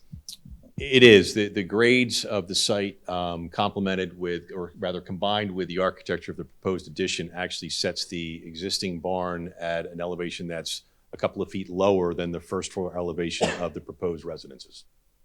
And as the plan showed, there's higher levels of the building that will have, I believe it's around 45 of the residences. So they are technically on a level above the non-residential use, correct? That is correct. There are some general conditional use standards like most ordinances have, and it refers to kind of boilerplate language of two Section 200, 115E and F. They adopt some of the standards a zoning hearing board looks at for special exception. I'm not going to ask you to go through all of them, but because under the law of conditional use, typically those don't come into play unless somebody brings forth substantial evidence that there's an issue there. But are you generally familiar with those? I am. And in your professional opinion, does the project comply with those applicable provisions? It does. And if any of the neighbors or the board does have specific questions about the standards in 115E and F, or you would like us to review them, we can. There's a lot of them, and they tend to be a little repetitive, but it's our general testimony that the plan is consistent with those.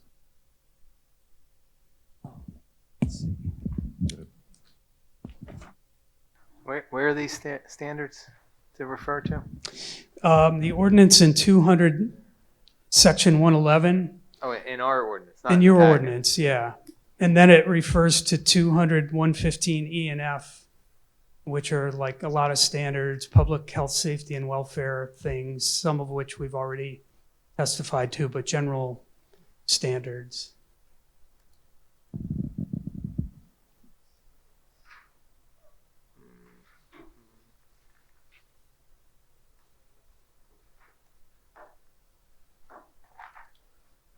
That's all I have for Chuck at this time. All right. Oh, mic's still on. This is a question for Zach, then I'll ask you, Chuck. What is the permitted amount of impervious coverage for this site?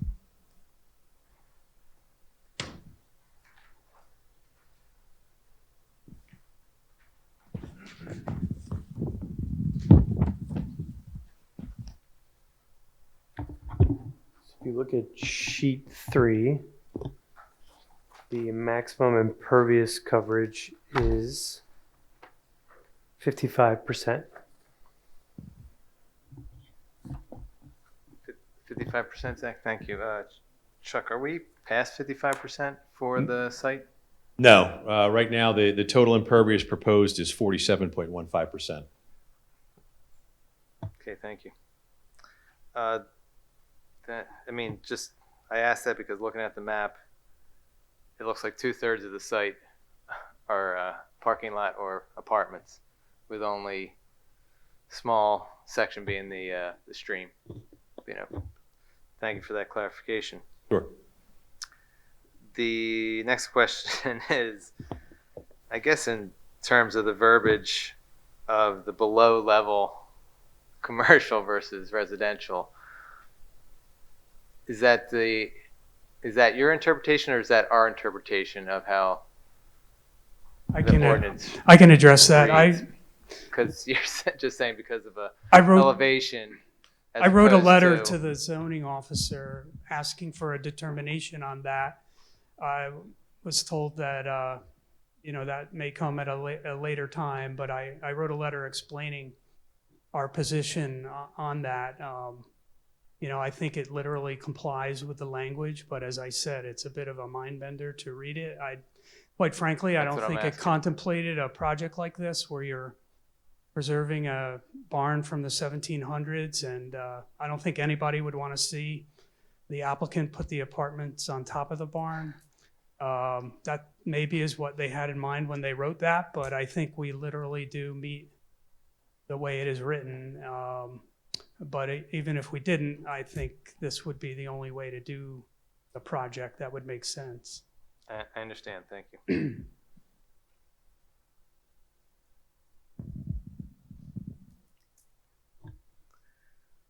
I guess my next question, I'm a little hung up on the impervious. I want to speak to our engineer, Ed, in respect to that. Would you concur with the analysis of the impervious coverage? Because I think I'm trying to get ahead of the questions of the residents who are concerned about the stormwater runoff. And in my casual glance of the map, it seems more than 50%, or would you say, Zach, 55%? of the coverage. I want to hear what you have to say in respect to that, just to get perhaps ahead of the questions of the residents, what they may have. And Mr. Van Arsdale, let us get you sworn in. Raise your hand. Do you swear the testimony about the Bible is the truth, the whole truth, nothing but the truth? So help you God, or so you affirm? I do. Sure. Edward Van Arsdale, Vanarsdale. And let me just indicate for the record, Mr. Van Arsdale is the township's engineer. Correct. So to answer your question, it does look like they're be right on the cusp of the amount of allowable impervious area. And obviously through the land development portion, that's where we would have fully analyzed the stormwater management compliance. Right here, all we did was at the concepts plan stage review things. And in our review letter, issued all of those criterion that stormwater management would need to be reviewed and approved as part of as it goes through land development. But what was presented, appears to be right on the cusp of meeting the ordinance. Thank you. Just have a couple. How many of the parking spaces are indoor in the garage or the building garage or the standalone garages versus outdoor? Looks to be about half. Right, so on page 3, we have a parking allocation. Right. On the right-hand side of the page, we have 58 exterior parking spaces. Private garage parking is 11. Ground floor of the garage is 56, and first floor of the garage, first floor of the residential is 17. So that's how it's broken out. That gives you basically garage spaces are 73 and exterior spaces are 69 total. And that includes the residential and non-residential. That's correct. The That's site-wide, that's correct. Okay. I know you don't have the detailed stormwater design at the moment. Where do you envision it being in concept Thank you, at Zach. the moment? So right now, we've identified 2 areas. Can you just state what sheet you're Certainly. Sheet 3 of 9. So right now, we've identified 2 areas. One would be immediately to the east of the existing barn to be rehabilitated and repurposed. That would be underground. And then we have another one that's going to be in the more open portion of the site immediately to the east of the proposed garages. And again, that would also be subsurface. I think it's important to know that we had a pre-application meeting with the Conservation District yesterday, where we talked about, the various elements that are going to go into the stormwater management design. And there's really a couple things that we need to consider. First is the extent and nature of any karst geography that's underneath the site. Depending if it's highly pinnacled or not, that would affect our design protocols. Soil infiltration rate will play a lot into that. And then there's also going to be, to the extent we can, and great credit for it, there would be riparian reforestation along the stream as well to get volume credits. And then there would be perhaps some interstitial stormwater controls, depressed landscaping islands, things that are kind of what we call micro stormwater management features that we would disperse throughout the site. And the idea would be that to prove not only that we meet the township's regulations relative to that, but also the state's regulations regarding water quality, rate and volume of runoff. That's all I have. I've got a couple of questions. I think, as with the recent 3 apartments that the board didn't support due to traffic congestion on Route 30, while this project may have less units than some of those had looked at, but where this is located, it's strategically located just outside of our modified Route 30 road improvements that we've been working on for a couple of years, and within 100 yards of the crest at Church and 30, where the majority of the accidents have occurred. So I guess leading into that, I would say, would you consider reducing the number of units, not by a couple, but by a reasonable amount? So over the years, the project's changed a lot. As we learn more about the site, the topography and everything here, I think what speaks to the difficultness of the site is that it's been vacant for like 30 plus years. And I haven't been in the town for nearly that long, but that's the last I've heard. It was like late 90s, maybe when the importer was last open. And it's a difficult site to develop. There's a lot of land here. There's a lot of land in the back. So the cost of putting this barn back together and the highway occupancy permits and the sewer and water and parking and everything just for the barn is probably in the $3 to $4 million range. So it's really not feasible to run like a small ice cream parlor on like a $5 million overall cost. So we're looking for the residences to buffer and make that like the profitable guarantee to the site. At one time, I don't remember the exact number, but we were like in the 90s apartment count, and then we were at 87.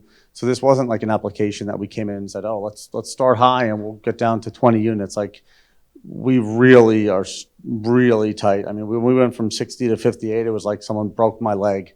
It was like we're really tight here, and the underground parking and the concrete ceiling and all that stuff to meet the fire codes, and it's really tight where we're at, and I'm really cautious doing anything with the apartment count. Having said that, everything works with the parking. We don't need any additional variances or anything like that for parking, so we do park the whole site, and I think it works well. You know, the buildings around us are huge. The tri-state buildings are massive. If you look at them compared to this, you can see the corner of one of the buildings, but it's a big site. I mean, we have over 3 acres. And obviously getting to the back, you got to pass the barn a little tight on each side, but I think everything works nice, and we meet most of the ordinances here, so thank you. So I'll take that as a no. We already did, and I feel like we're at like the critical mass point where this is small for apartments. People don't really build small complexes like this. Every apartment complex is 200 to 400 units, 250 to 400 units. This is really small boutique. And I think that makes it special. So I love this product. Most people probably wouldn't build this, but I think we're kind of at the point of the minimum that I'm comfortable moving forward with this. So.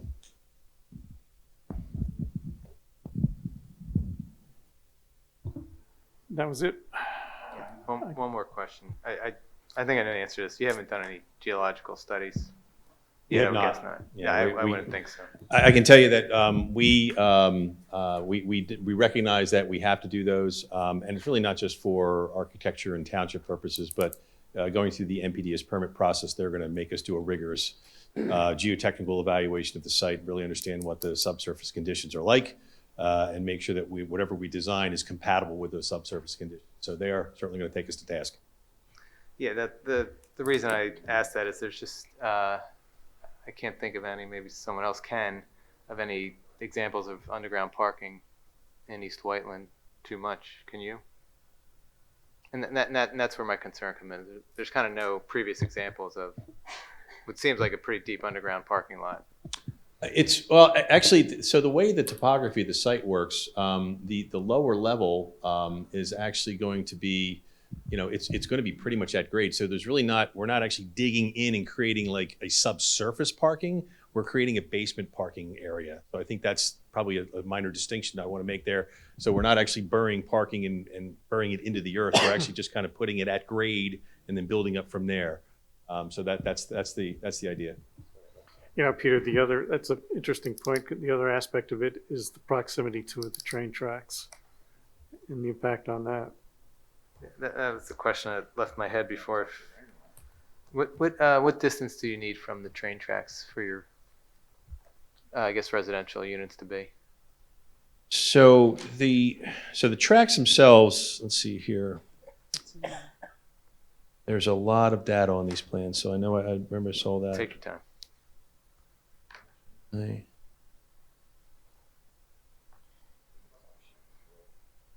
Zach, do you know the question? Oh, that's it, the waiver request. Thank you. All right, so So a residential dwelling has to be set back a minimum of 75 feet from the nearest rail track and 50 feet from any portion of the railroad right-of-way. We're going to be seeking a waiver to allow the nearest building corner to be 20.56 feet from the railroad right-of-way, but the track itself is greater than 75 feet from the building itself. So while we are getting close to the right-of-way because it happens to be synonymous with our rear property line, we are more than 75 feet from the actual tracks themselves. Thank you, Zach. Appreciate you pointing that out. Okay, thank you.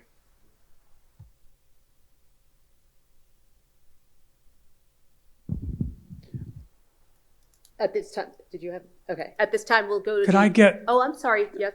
No, I thought of one extra thing. So could I just ask Chuck, as this did come up at the Planning Commission, and I know some of the same neighbors are here, but Chuck, I think at one of the Planning Commission meetings, in order to address some of the comments about stormwater management that are existing problems in the area, you had analyzed the drainage area that this property and some of the others are a part of. Could you explain that briefly? Certainly. So when we were at the Planning Commission meeting in July, this was the subject of much discussion. Obviously, the Planning Commission members had gone about and shown us some photographs of what that area of Route 30 looks like when it rains very heavy. They had given us, I think it was from one of the named storms that came through and dumped about 7 inches of rain on us in about 16 hours. So it was a significant event. So what we did was, in advance of that meeting and knowing the concerns of the people who live around there, Zach, could you go to the existing features plan? That's probably the best place to start. That's great right there. Based on the existing conditions plan, I had indicated that there are culverts under the railroad that direct water from the south of the site onto the site and continue down to, it meanders somewhat north and then heads directly east. The drainage and where the stream leaves our eastern property line, within a few feet, the stream becomes enclosed. It has been culverted. Now, I don't know how big those culverts are. I don't know what condition those culverts are. But that culvert, that enclosed stream lasts all the way to the other side of Lancaster Avenue where it finally gets opened again. So what you have is the entrance of that culvert, in whatever condition it is, the total drainage area is 160 acres. It's massive. I mean, and the majority of it comes from the south side of the railroad tracks.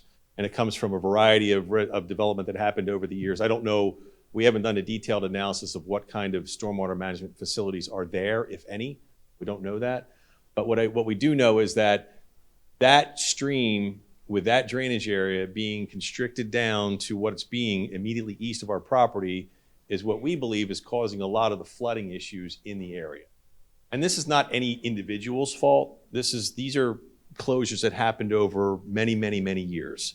And people think, hey, I just need to, and what has happened as a result of that stream being enclosed, all of those properties to the east have been developed over top of the stream. So when it rains very heavy and you get a significant rainfall event, that culvert, in our estimation, haven't done a full analysis, becomes overwhelmed. And where does the water go? It goes over top of the culvert. And then it flows along the rear of those properties that they are allowed to use the property, but they can use it because the stream's been enclosed. So it's a little bit of a catch-22. You know, on a sunny day, it's great. They have plenty of room to do what they have to do. But when it rains like crazy, they're basically subjected to some very heavy flooding. Mr. Cockerham has indicated that he had concerns about it. Mr. Rubino indicated that he had concerns about it. And Mr. DePaul indicated that he had concerns about it.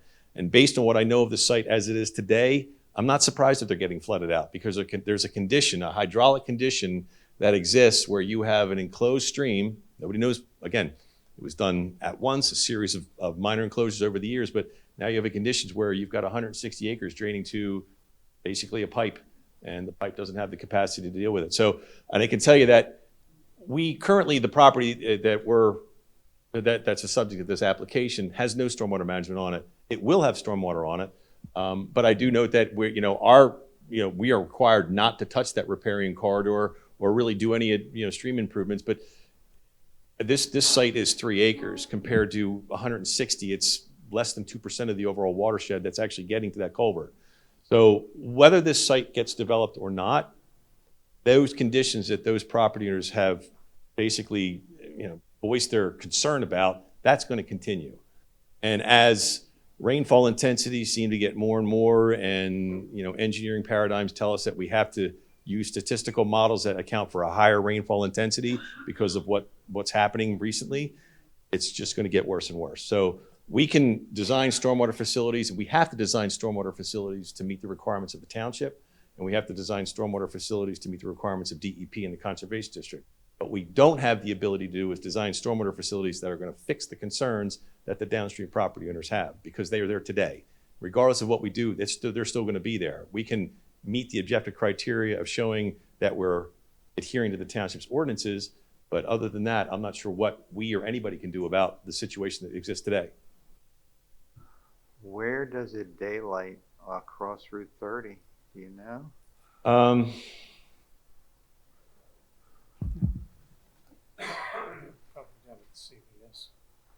That's what I'm looking at, yeah. That's way down there. If it's a CVS. We have problems if that was in front of Bethany's place. Is that right? That was going to be a problem. See, my God. So this is all underground. If the board doesn't object, I have an 11 by 17 map that shows it. And I don't know, not being intimately familiar with the. Bernadette, is it okay if you?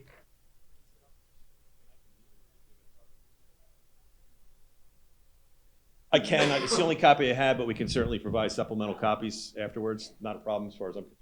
We can mark it and get another copy. What was I up to? I'm going to have, let's call it A8. Okay. So what we have outlined, and my apologies to the people who can't see this, but it'll be available for consumption, public consumption. We have the watershed identified in a jagged blue line. Now, this is taken from a program called Stream Stats, and the idea is to understand what any given point will see as far as drainage area to it. Our site is identified down here in the red. And so from here, the stream is enclosed all the way through past behind the Classic Diner, all the way down. This is the old, that's the, I think that was the veterinary hospital there. You're moving east. Yeah, you're moving east, and then you move right across Lancaster Avenue. That's where the stream ultimately daylights. So you have, yeah, exactly. So you have this entire section of that stream that is enclosed. And that is currently the reason why these folks are having such a problem when it rains heavily. I can't speak to what was or wasn't done there. I can only indicate we know what the general drainage area is, and we know, many of us by firsthand experience, what the results of that enclosure is. Correct. And so the culverts are right in that location underneath the railroad track. So there is a series of configurations here that are not ideal, to say the least. So, but we'll be happy to make this a part of our exhibit package and distribute it accordingly. Got it.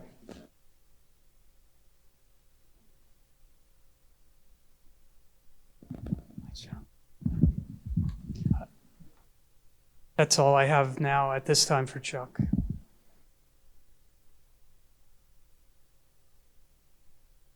Oh, I guarantee it. Questions?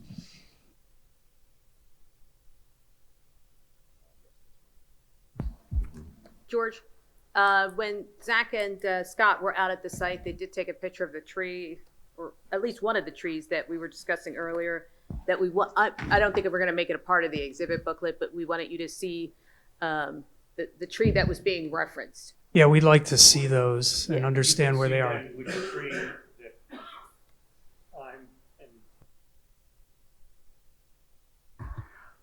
I'll repeat that. With the picture, it'll at least identify which one that we're talking about. So it ends up being south of the ruined property. And I would estimate maybe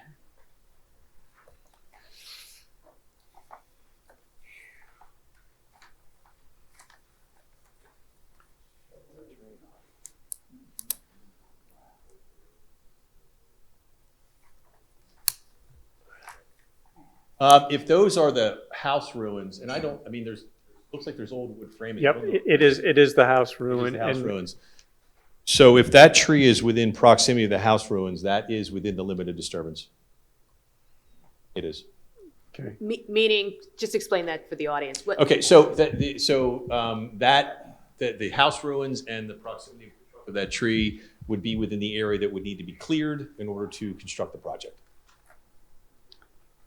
Zach, do you have the other picture, just to give, if you're out there? So that kind of shows the length of my arm. Yeah. All right. Not knowing, and the width of that tree. Yeah, that looks like that's easily 42 inches in diameter, if not more. I hit it at about 40, so you're pretty good at that. Yeah. You're pretty good. Yeah, I've done this a lot. So one of the things I can tell you is that relative to those two trees, we can certainly have our surveyors go out there, locate them, and then we can plot them on the plan, and there'll be no question about where they are or where they are not. That's probably the simplest way to deal with that. Because actually, when Zach and I were kind of eyeballing it, we thought it might end up being right at the V of the front of the property, like it's sitting in the last parking spot. But here, you know what? Let me do this. Let me show you on the map that we had at the time. If I can show you that.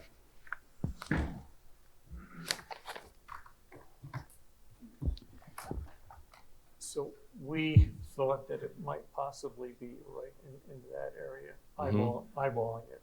Right. And then there's another monster over here next to Mr. Rubino's property. Yeah, I would say that relative to this one here, I mean, where it is in the project, I don't know. I mean, if it was on the edges, we might have a chance at trying to preserve it, but yeah. I think it might be. I went yesterday after we talked, and You guys want to only record here. Yeah. How you don't want to do it? Just thinking that if this were in this area, you lose one parking spot to save that. And would allow an amenity to this property because of the size. I mean, you can Right. see it. It's a monster. Relative to trees with that kind of caliper, I know that generally speaking, if you're not far enough away from the trunk of that tree, even if you try to respect the tree itself, you're going to end up killing it over the long term. That's the problem. The other tree that you referenced there, which appears to be just south of the Rubino property, that looks to me like it's in an area where we're going to be doing some riparian forest restoration. So keeping that in place at this point in time seems feasible, but I'd need to get a survey location on it to make sure that we can in fact save it. Ideally, it's going to be a little bit more to the east, so that enhances our ability to save that. But the primary one that you pointed out initially, Mr. Lambert, I just, at this point in time, I don't believe that we will be able to save that tree with the current project. I'll take a look at it and let me know. We will do that. All right. Thanks for pointing it out.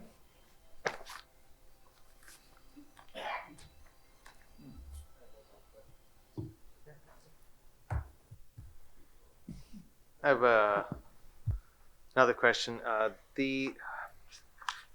My concern, I guess, is the height of the building. I think you're requesting additional height. Is that correct? 45 feet, that's correct. 45 is exception. Zach explained it. How is that going to play with the topography of the land? I understand you have to take kind of a median height between like the front and the back. And to get to the heart of my question is, are what we going to be seeing from Lancaster Avenue, is it going to be exceptionally taller than the surrounding structures? So the topography is, it moves downslope from west to east. Mm-hmm. And somewhat from Lancaster Avenue to the rear of the property. So the area where the large mass of the building is going to be somewhat lower than Lancaster Avenue, but it's not going to be 10 feet lower than Lancaster Avenue. So it will be noticeable, but I think what what Mr. Lombardi has done through his architectural renderings is given perspective of how it's going to be viewed, because these plans were created using our site plans, so they account for the topographic variations that exist on the site.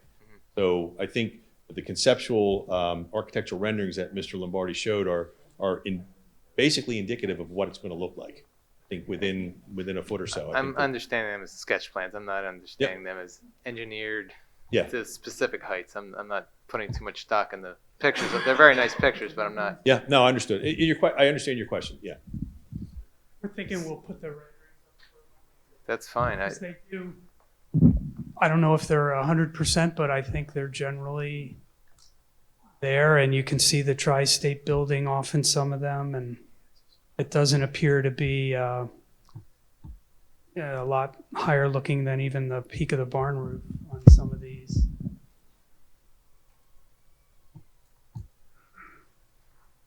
But I think the rendering that's up and the one that's just before it kind of gives you just a kind of comparison. It gives you what these buildings are going to look like compared to the existing tri-state building, and you can see the roof lines are fairly similar.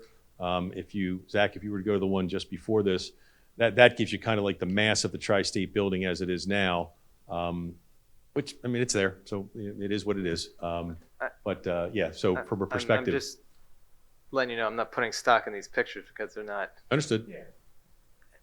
Not of. So with regard to the building massing or the height, so if you look at the right side of it, the property really slopes down quite a bit. I don't know what the elevation numbers are, but that right side in the back, I would say, is like less than 35 feet. Like, it's a true 3 stories. It has a flat roof beyond the parapet. So that's like under 35. It just becomes to keep the floors level throughout the building. When you get to that lower side, the basement like falls out. I mean, it's on the left side of that barn, there's a retaining wall, the grass goes down a lot. So we're just kind of following the natural grade to that left side. But most of the building is under 35 feet. It's that front left portion that, because the grade slopes down and we're holding the roof, basically the floor level. So the building has to be ADA, so you can't have any steps within inside the building. So that makes that a little complicated. So depending on where you're standing, it's like 32 feet. Another side would be 45 at the max. That's all I'm trying to understand. Just Okay. Yep, understood. Having walked the site, I slightly, not through true photographic memory, but understand the topography of the site, and just trying to understand where the median height's Cool. coming from. Okay, Thank understood. you. He answered it better than I did, for sure. I think at this point, if the board members didn't have any questions, we would go to the parties and anyone else in the audience. If they had, yep, Mr. Cochran? Do you want to take a break?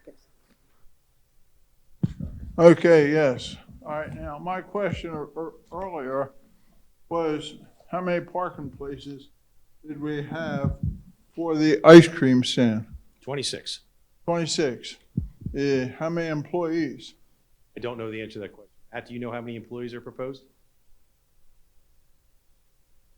Okay, I'm gonna take it as a no. Something that I think that you have to consider, the board would have to consider, is what happens if, I know you like ice cream, you're from down in Wayne, they walk down the sidewalk and they get their ice cream. That's not happening here. There's too many other businesses, stores, everything, and it'd take another 3/4 of a century to change. Now, the ice cream store, if it fails, what will it be? How many parking places will we need for a big restaurant, a lot of employees, a lot of personnel, a bar, or a brewery, or anything else that comes down the line? How many parking places are we going to need for that? Not knowing what the use is going to be, I can imagine that if the ice cream store does not, if it does fail, if it doesn't work, and there wants to be another use in there, then the use would be limited to the amount of parking that can be provided to support that use, and that would be out of the township zoning code. So he would not be able to put a use in there that would exceed the parking provided for that use.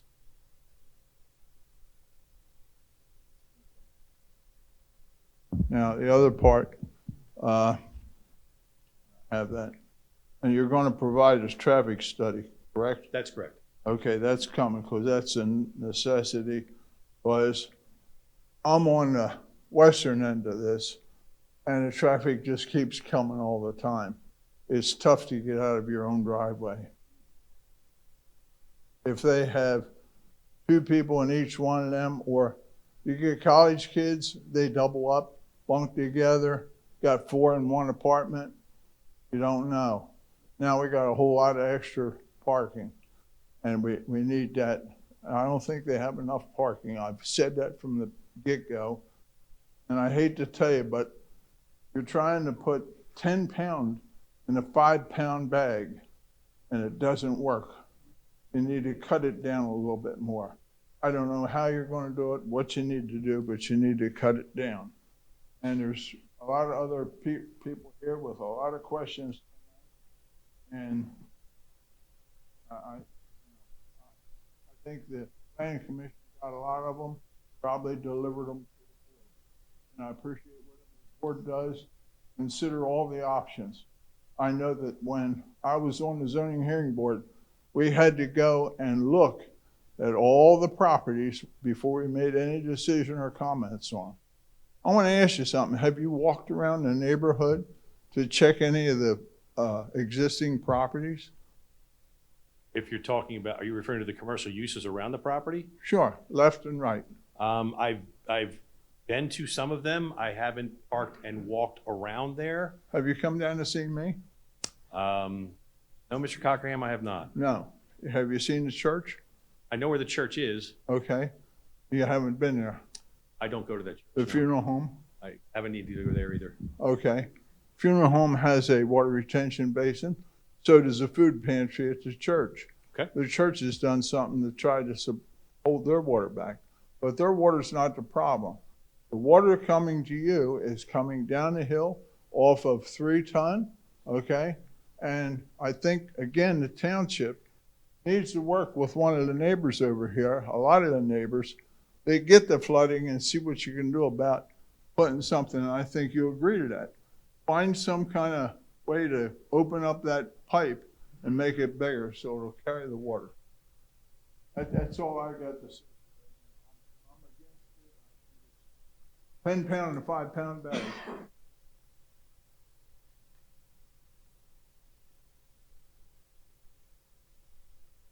You know what, just for the record, where is the pipe that we're all referring to?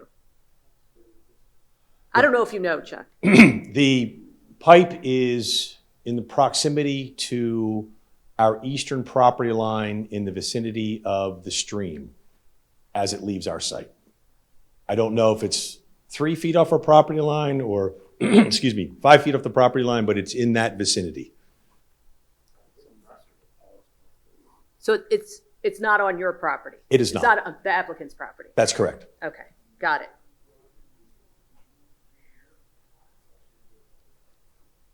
I think it's on Mr. Paul. Okay. Okay, anybody else had any questions of Mr. Dobson? Okay, ma'am, we have a court reporter, so you can't yell out. You have to come up, and we're also doing it via Zoom, and state your name if you're going to ask a question. No. You have to come up to the microphone. We're on video, and there's a court reporter.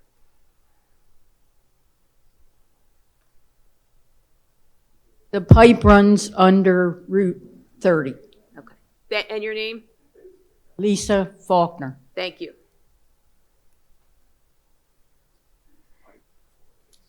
Sir.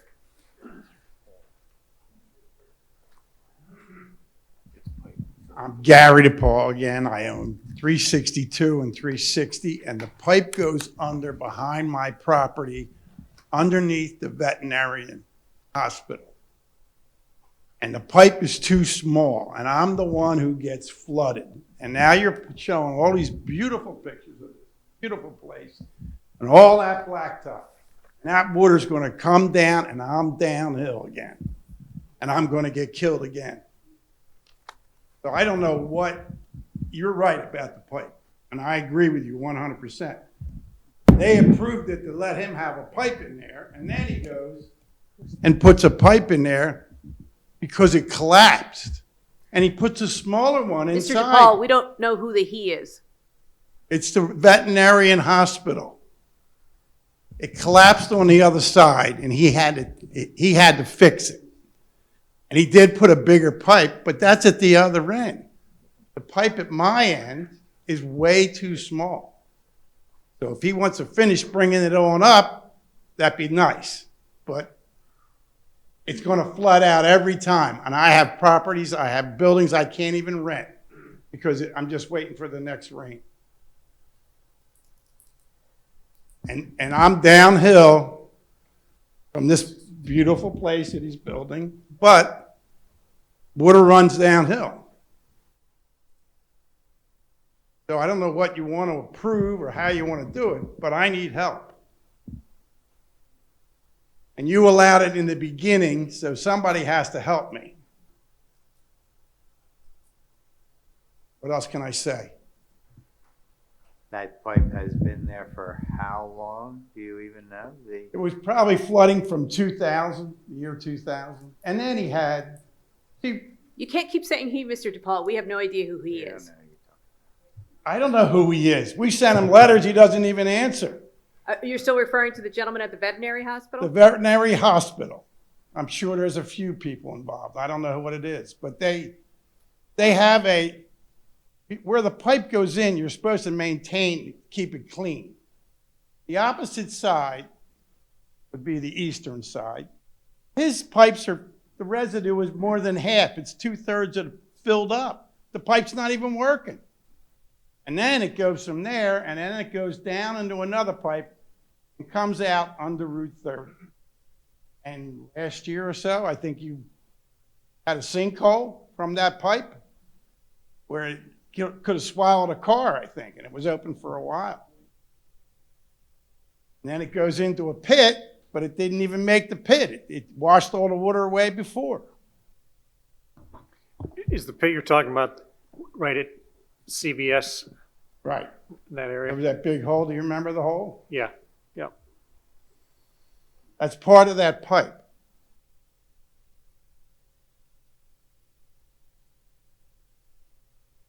Then he has drains in his parking lot that drain back into my side. And I thought when you built drains, you had to run it downstream, not upstream. Somebody told me that. I don't know if that's true or what. But you have water draining into a drain, and you're going to run it, you run it downstream, not upstream.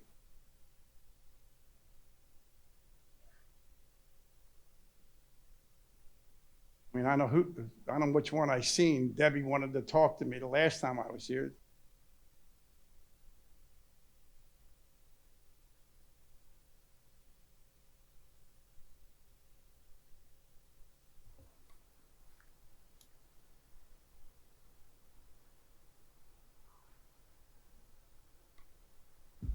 Hi, Mr. Lambert, Board. Thanks for having us. I'm Eileen DePaul, and I just have a letter here from our lawyer to DFKS Management, LLC. I thought maybe I could share it with you. It was just sharing with him, trying to help us get through this situation with the stormwater management, asking him to follow through with this. So would I be able to share this with you? He never answered anyway, but I don't know if that is something that you can share. Again, he is the vet hospital. So it is, You it think. is DFKS Management LLC, and it was sent from our lawyer, Donald Turner. Okay. Yeah, I it's know not- him.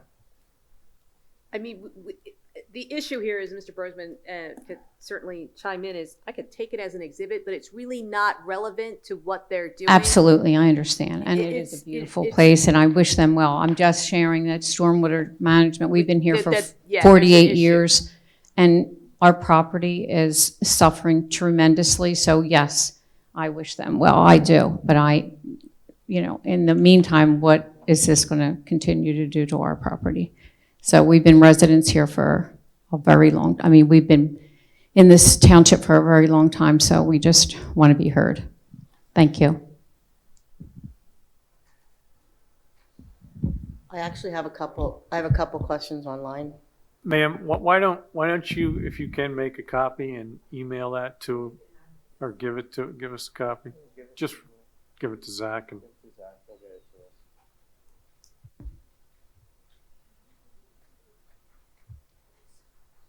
Okay, thank you.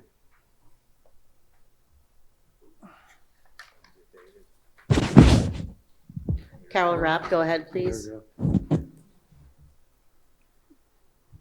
Oh, hi, Donna, thank you. Carol, This is hold on for Carol. 1 second. Carol, can you just, Yep. like, say your name and your address, please? Sure, Carol Rapp, and that's R-A-P-P as in Peter, and I'm at 89 Village Way. Thank you. Yep. So I have a couple questions. I don't think this was covered in the parking.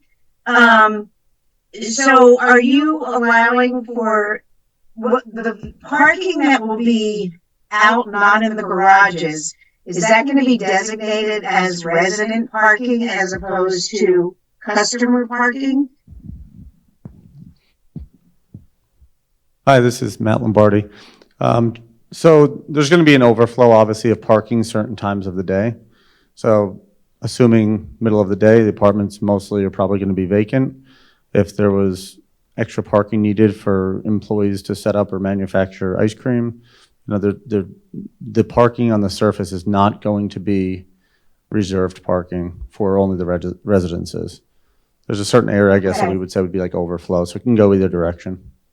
So then in line with that, so you have parking 2 per unit, but what about, and I agree, just because you have a 2-bedroom, you could have 4 people with 4 cars. But what about visitors, like people who have a party? And then, so like, I agree with a lot of what people are saying here. I don't think there's enough parking. And yet I don't want this impervious coverage either. I think we're so close to the threshold. It's crazy. Yeah, so we meet the parking. I think we exceeded by a couple spaces for the dairy barn and for the apartments. In my experience, we have a lot of complexes with 2 and 1 bedrooms. We don't come nearly close to 2 parking spaces at any of our complexes. It's more like 1.5 is what our average is, and we probably consume like 1.3. And we don't do student housing, we don't do college type of rentals. So I understand the scenario of having bunk beds with 4 people, but that's highly unlikely. And from a management standpoint, that's not what we're trying to create. That's not the environment we're trying to create. If anybody doesn't want to have a parking problem, it's going to be us managing the property. We plan to own it for forever, essentially, and run the business. And we want it to be as successful as it can be in all facets. So I think that's important to us. And having experience with a lot of complexes, from Paoli to Ardmore, all along Route 30, 2 parking spaces for a 1 and 2 bedroom is excessive by every building that I've ever worked at and managed that we currently do. Okay. So the renderings, when I think Pete was asking about to see the renderings in relation to neighboring properties, somebody was asking about that.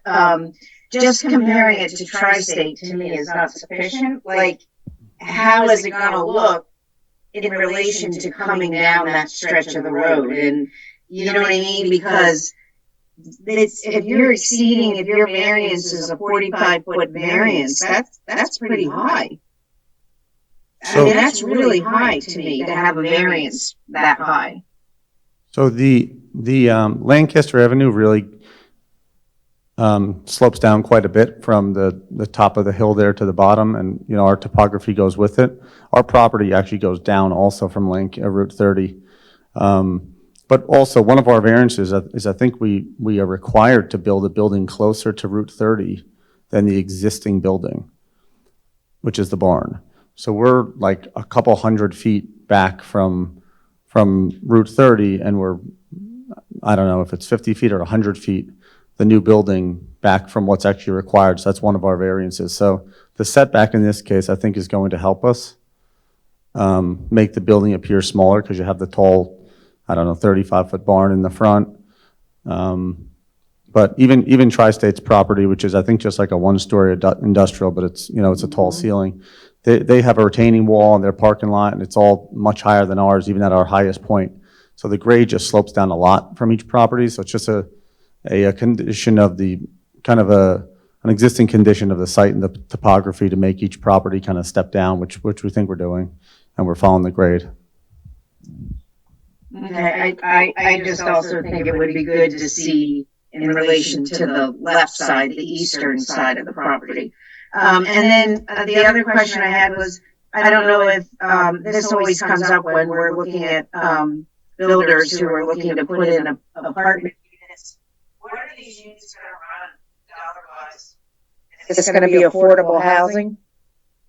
No, this is going to be like a boutique, high-end kind of mix between the commercial in the front and trying to create a special small, living environment in a good proximity to Route 30 and the local highways around us. So do you have an idea of what the rents are going to be? Yeah, I mean, I guess there would be market rent for 1 and 2 bedroom that you see in the area. I know the Yards is down the street. That's a much bigger complex than ours. But, similar in prices to, I guess, what they're offering. Okay, because that's one of the issues we have is affordable housing. For people, residents, so. That's all I have, Donna. Thank you. Okay, thank you. Thank you. Donna, did you say there was someone else? He left. Oh, okay. We have a question in the back?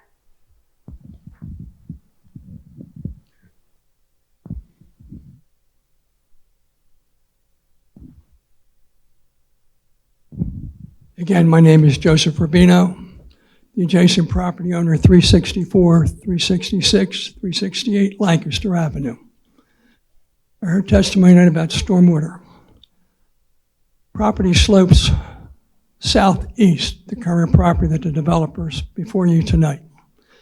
There's a retaining wall, small retaining wall, 2-3 feet high, perpendicular to our property lines. Mr. Rubino, is this a question? We're really just at questions right now. It's a question. Okay. I do get some sheet flow during heavy stormwater. Property is currently vacant, green, with an old structure on it. I just hope after the site, if it gets developed, there's no less water coming onto my property. Now, when do you want me to talk about the history of the township and what's happened? I should. It has to do with stormwater management and what these people said tonight. Well, and I guess we should make clear is they're not asking any relief from stormwater management. I understand that. Right. They have to. Unfortunately, living here in the area for over 80 years, Route 30 in the last 8 years become flooded. Yeah, no, Upstream development, but again, as Mr. DePaul said, his property gets flooded. Yeah. So does the Classic Diner, which I had to develop. Right. Mr. Rubino, just let me finish. What we're here for is the use, and the stormwater would be part of the land development. They're not asking this board for any relief from the stormwater.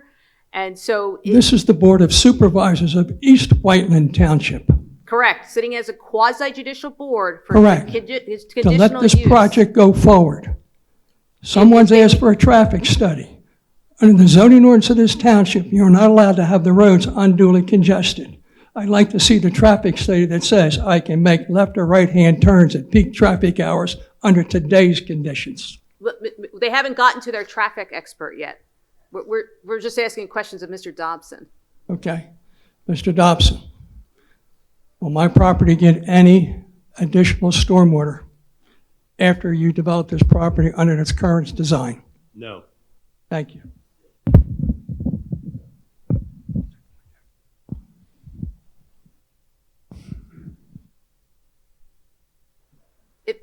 Are there any more questions of Mr. Dobson? Okay. And at this point, I think Could I ask a follow-up? Sure. Along the lines of Mr. Rubino, ask you, would Mr. DePaul's property, would he get his stormwater condition be exacerbated if this project were to go through? No, the township ordinances and the DEP guidelines indicate that we cannot increase the rate or quantity of water leaving the site post-development as it's compared to pre-development. And in my experience, you rarely match that, but usually in the post-development flow, there is actually a reduction in the rate and volume of flow leaving the site. So no, we would not exacerbate any downstream property owners based on the conditions that they're currently experiencing.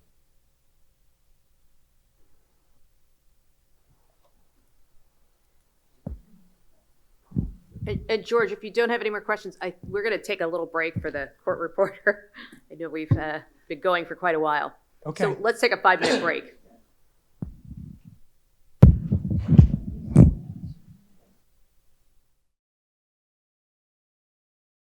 Here's what we're gonna do going forward here.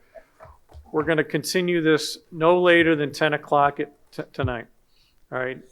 And if we don't reach final aspects of it by that time, we're gonna continue it until next month. All right, so let's talk fast and get down and dirty, okay? Thank you.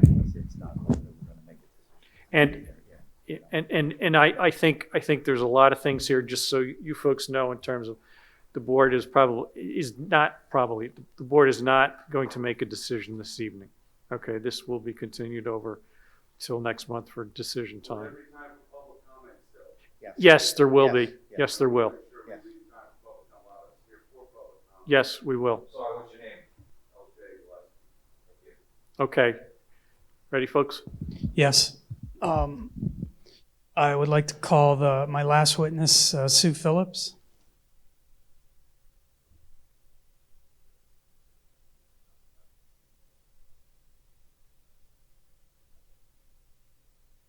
Sue, could you describe your professional and educational background? Sure. I'm a professional engineer in the state of Pennsylvania and Delaware. I also have my certification as an AICP or a professional planner. I have my degree from University of Delaware. I have a bachelor's in civil engineering. I've been a transportation planner for 40 years this year. Yay me. And I have testified in front of East Whiteland Township a number of times. It's been some years since I've been here, but I've been here a bunch. I'd like to offer Sue as an expert in transportation engineering. No problem. No problem. No problem. Anybody in any of the parties have any objection? Seeing none.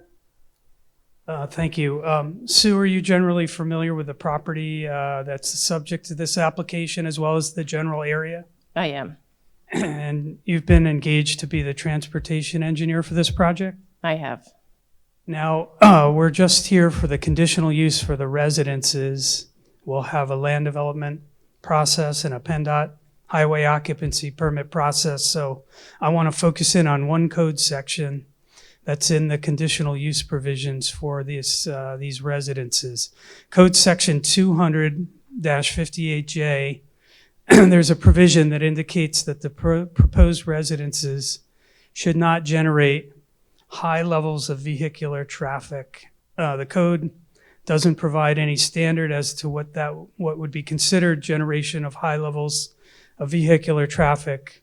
Does not relate that to any particular type of project or area, but nonetheless, have you made a general estimate of the level of vehicular traffic that might be expected to be generated by the proposed residences? I have, and what I did was I used a threshold for high level of traffic from PennDOT's guidelines. If a traffic study is required, it's generally for a use that generates more than 100 trips in a peak hour. This will not. And it will also be a low volume driveway, which means it'll have less than 750 trips per day, between 25 and 750 trips a day. So given those two thresholds by PennDOT, I can say that it is not a high traffic volume generator. And did you estimate the peak hour trip generation for this? I did. For the residences, in the morning is 41 trips, and in the PM peak hour is 45 trips. Your professional opinion, would that be considered a high level of traffic generation? No, it's a fairly low amount.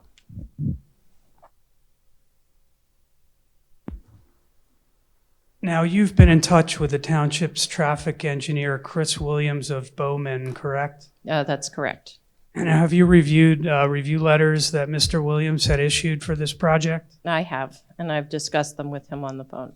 And in his letter, or strike that, did you discuss with him what he wanted you to study? We did talk about the scope of the study and the timing of the submission. And he indicated that that should be done as part of the land development process? He did. And in his latest review letter, do you see anything in that that you couldn't address during land development as he suggested? I did not. That's all I have for Sue. I don't have any questions. I have no questions. My only comment is that 2 years ago, we attempted to get a $27 million raised grant to make improvements on Route 30. We were finalists in two of the years that we submitted, and it was to widen Route 30 and to eliminate the congestion. We are looking at crash site statistics that, again, as I mentioned earlier, around Church, right over the rise, just over the rise. So I don't know how it's going to all work out, but that section of the road is problematic, and we're going to try to fix it. The location of the entrances to this property are, again, within like 100 yards of that. And so I think it's similar to issues that we had before with the traffic and the congestion that occurs there, but we'll wait for the final information to come out. But when you talk to Chris, one of the areas that we've got $11 million now pinned to make improvements is going to be between Church and 352. All right, there's going to be some widening there. So when you talk to him, ask him in terms of this future project that we hope to have begin in the next couple of years, what impact that's going to have on everything. When we talked about the scope originally, given the low volume, we were looking at the driveway location, but then after looking at the corridor master plan and the crashes along the corridor, we did include Church Road to be in our scope. Yeah. So we will be looking at that as part of the traffic study. I can't see a PennDOT allowing a left turn at high peak hours based on standing there on Monday at 4:45 in the front of the property talking with Zach and watching cars flying by. Based on my site visit and observation, it's going to be difficult to make a left turn out, but it should be able to be done, but that would certainly be a conversation to have with PennDOT. Okay, fair enough. That's my 2 cents at the moment. I had two quick questions. I was writing this really fast. You said the high levels of vehicular traffic, you picked the threshold from PennDOT, did you say? From PennDOT's, yes, from PennDOT. PennDOT requires a full traffic study at 100 trips for peak hour trip. And they also have thresholds for the different sizes of driveways. So a low volume driveway is between 25 and 750 trips per day.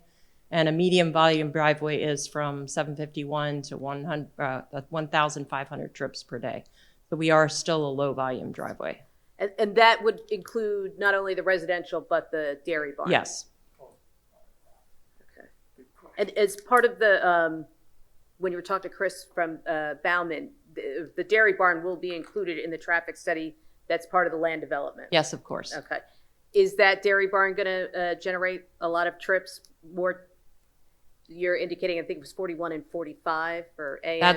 That's for the residences. Yeah. And the trip generation that we've agreed to with Chris from Bowman for the dairy barn is probably going to be estimating them a lot higher than what we expect to see in real life. The ITE, or Institute of Transportation Engineers, has a manual that they use. We use studies that are provided by transportation engineers across the country, and they come up with equations that then help us to project traffic into the future. There isn't one for a dairy barn, so we'll be having to use some sort of sit-down restaurant as our comparison. So this will be the traffic study will show a lot more traffic coming out of the site than what we anticipate. It'll be very conservative.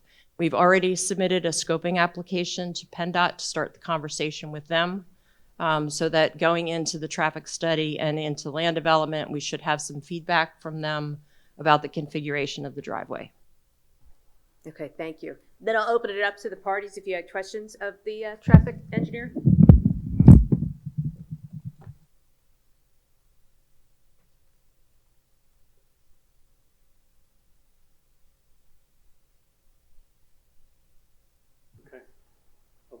Anyone on? No one online. Okay. Did Rich want to have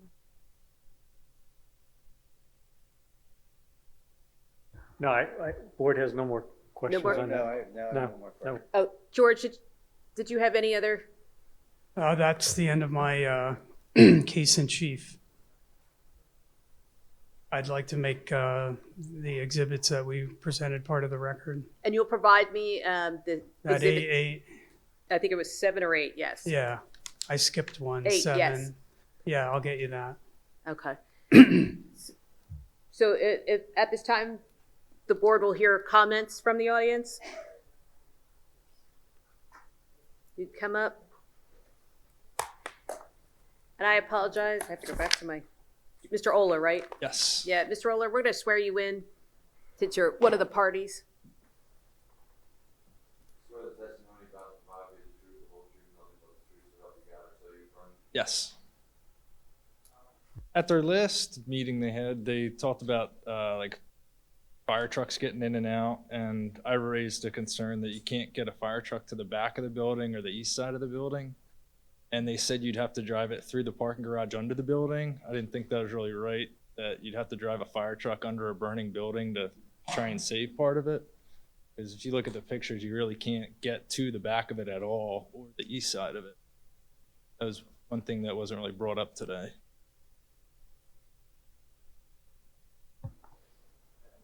I just also think it's a little excessive the way it is. It looks really, really great. The pictures are way better than what's there now. I think if they downsized it, a lot of people would be happier, but I think it's very excessively big.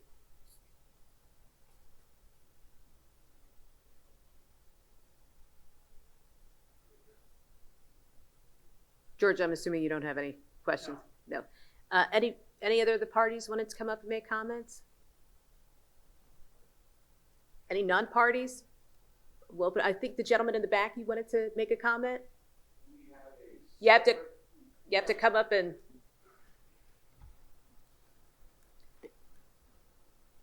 Hi, thank you.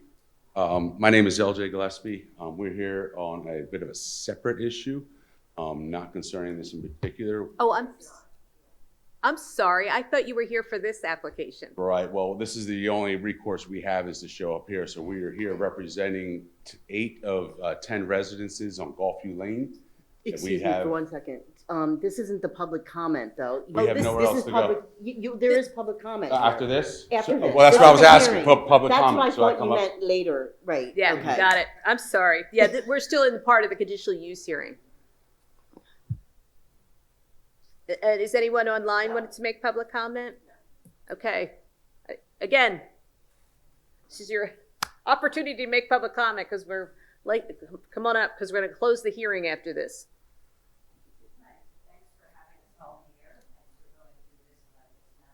Happening. My name is Jan Feichner, IGHNR, 451 Lancaster Avenue. Thank you, Mr. Lambert, for taking care of the trees in the back. That is a beautiful property that's been here for how long? I've been in this township for 23 years and have loved that property. And I'm really, really sorry for more residents that we don't need, traffic that we don't need, more pollution that we don't need. We're right at the corner of 352 and 30 when there's a backup there. It's terrible. I mean, using environment, losing our wildlife. We don't need any.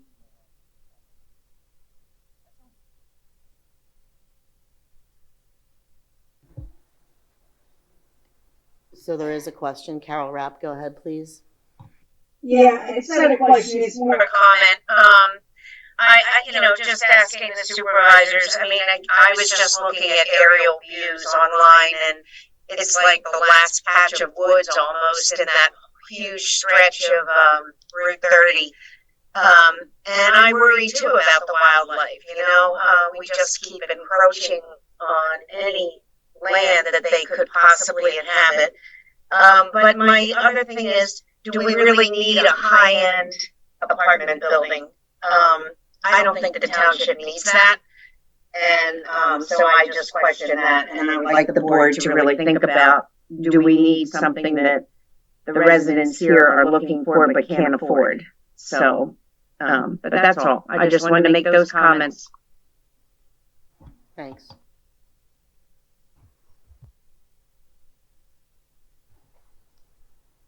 No one else? Okay. I'm just going to indicate on the township exhibits, I will provide an updated copy to the township. I've looked during the hearing, the exhibit T5, the architectural concept should have been dated March 9th, 2023, revised July 24th, 2024, and I will make that fix, add T17.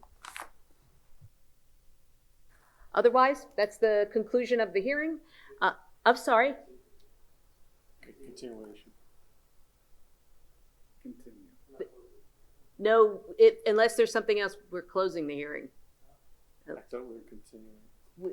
We finished the testimony.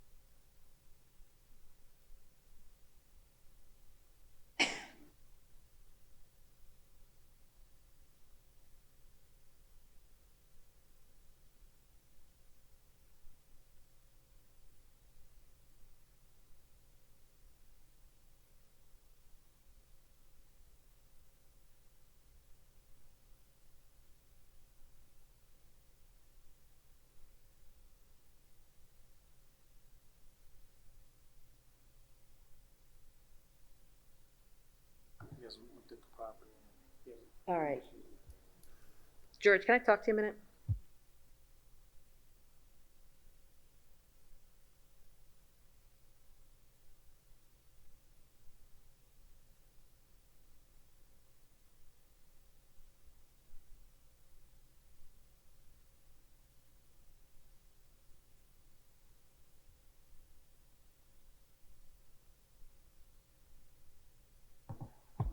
All right, we're going to keep the record open and continue this on the record to September 11th, same time, 6:30 at the Township Building. As indicated, Mr. Orlo may be able to go visit the property at that time. And also, we're going to deal with the tree issue. And Rich, did you have something else to add? No, September 11th. I thought that was our meeting date. Yeah, it is. I got it confused with the 9th. Oh, yes. Yeah, I'm out of town the 9th and the 10th, but I'll be back the 11th. Okay. Yes. Yep. So, and the continuance on the record to September 11th, so we won't be re-advertising or re-noticing. So if the parties or anyone else in the audience wants to come back, you can do so. The continuance agreeable to the applicant? Yes, and just for the record, that'll be, is it 6:30 PM here in this building? 6:30 PM, same place on September 11th. It's our regularly scheduled township meeting. Yes, okay. I may have a scheduling conflict, but I'll figure that out. Okay, But, yeah, and we can certainly talk. Yeah. Can always move it to the next month. I'm sorry? We can always move it to the next month. Yeah, I'm sure my client will be happy if someone else covers for me. He'd like to keep proceeding. Thank you. Thank you. So once again, for those in the audience, there won't be another notice or another legal ad, but we're continuing it today to September 11th, 6:30 here. Okay, thank you. So we'll close the conditional use portion of the agenda for tonight, and I think we have another hearing. Not as much. What's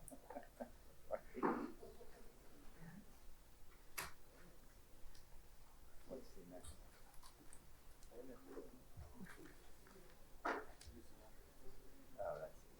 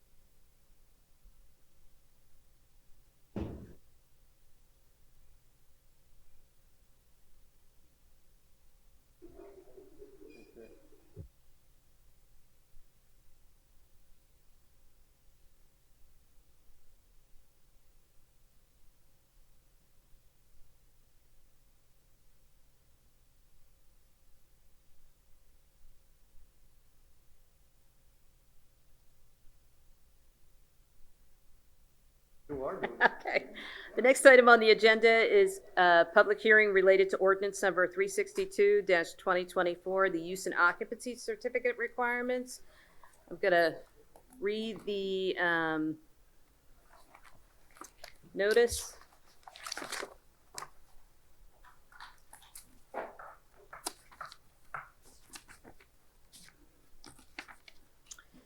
This notice is hereby given that oh, they put the wrong ordinance in here.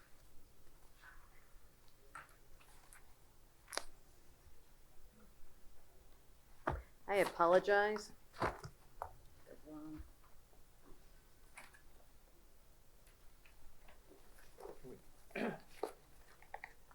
think the right one is on our packet. Yeah, let me grab it. Donovan, Yeah, I have it. This is an ordinance of East Whiteland Township, Chester County, Pennsylvania,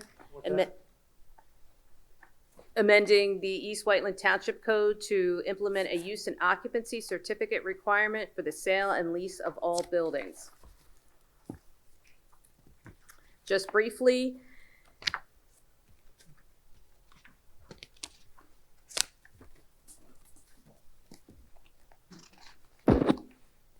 the ordinance sets forth requirements for obtaining a use and occupancy in the township and formalizes a policy to require occupancy certificates upon the sale or lease of buildings in the township to protect the safety, health, and welfare of the citizens of East Whiteland Township. I'm going to mark a series of exhibits for the hearing this evening. B1 is the July 30th, 2024 email and letter to the Daily Local News with legal notice and proposed ordinance.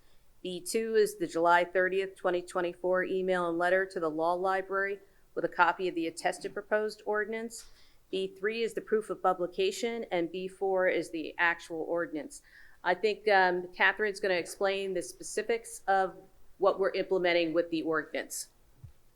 Thank you. I think that was a pretty good summary of what the actual ordinance is. I would just clarify one thing, that this legislates an existing process that the township currently has for requiring use and occupancy certificates. And if the board has any questions, I'd be happy to answer them. I don't have any. I'm good. I have no questions on this either. I have none.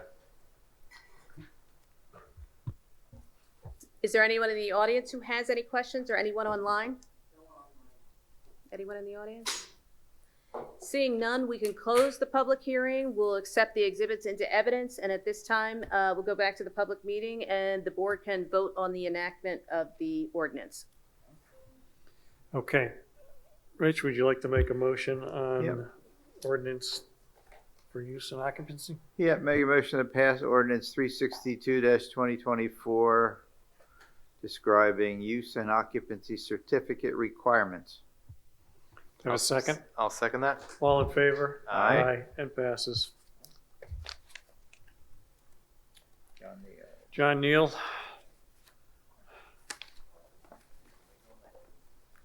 All right, this would be very quick. We're asking for approval to advertise for a heating oil and diesel fuel bid.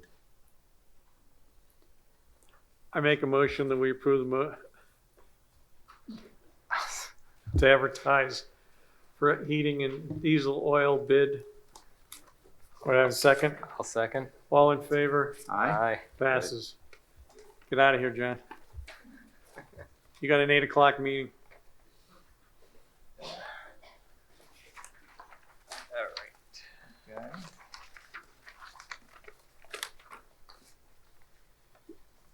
Zach, can you kind of give us that overview for the final plan for Big?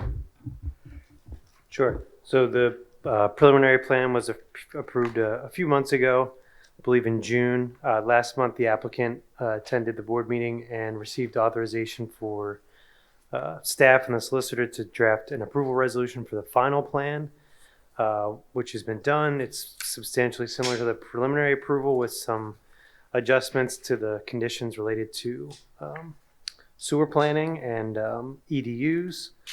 There are modifications to the conditions related to sound, and our acoustic consultant is here to answer any questions should the board have any. There are also additional conditions about architectural styles and materials that can be used, mostly related to color. And there are conditions related to site lighting and coordination with township staff, including the police department, to ensure safety without creating too much glare on adjacent properties. Aside from that, there are one or two, I believe, a small handful of new waivers that I believe were also addressed with the board last month. One regarding the diameter of a storm pipe, one that would not require some of the landscaped areas to be irrigated, those being the ones in the parking areas around the proposed structures, and one regarding cuts and fills that are not to exceed 5 feet in depth, which is pretty common especially along larger commercial developments. So with that, if there's any questions, I'm happy to answer. The applicant team is here as well, and so is our acoustic consultant. Yeah, I know questions, but in light of all the stormwater education we received tonight, this pipe is properly sized, correct? Okay. Generally, the rule is, and I'm Charles Levine, and I'm with Green Fig. Generally, the rule is that the water that goes off the property will not increase. Right. And that's hard and fast. That's an NPDES permit. It's highly regulated. That's one of the most important things. What's the status of your NPDES last meeting? I think that was the one open item. We're just finishing the last stages of that. It's complicated because of the size of the project, but we're there.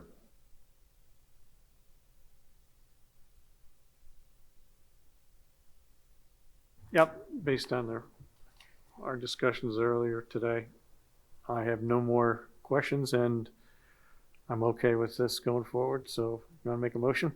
Can I just make one comment? Because I think about things. I apologize, Lou, I didn't ask you about this. For work done on the township property for the trees, the cost estimate is going to include that amount. I just want to verify that. You mean the escrow? The cost estimate for the escrow. Right. Cost estimate that we submit for the escrow will include the cost of the plantings that are shown on the approved land development plan. So including on the township property? That's correct. Okay. Yeah, that's correct. I just want to make sure, because we still have that the outstanding issue, that the amount set forth in the cost estimate for that will not be released until proof of payment to all contractors working on the township property has been provided to the township. Doesn't have to be part of the resolution, but I'm putting it in the land development agreement. That works. Okay. Makes sense. Yeah.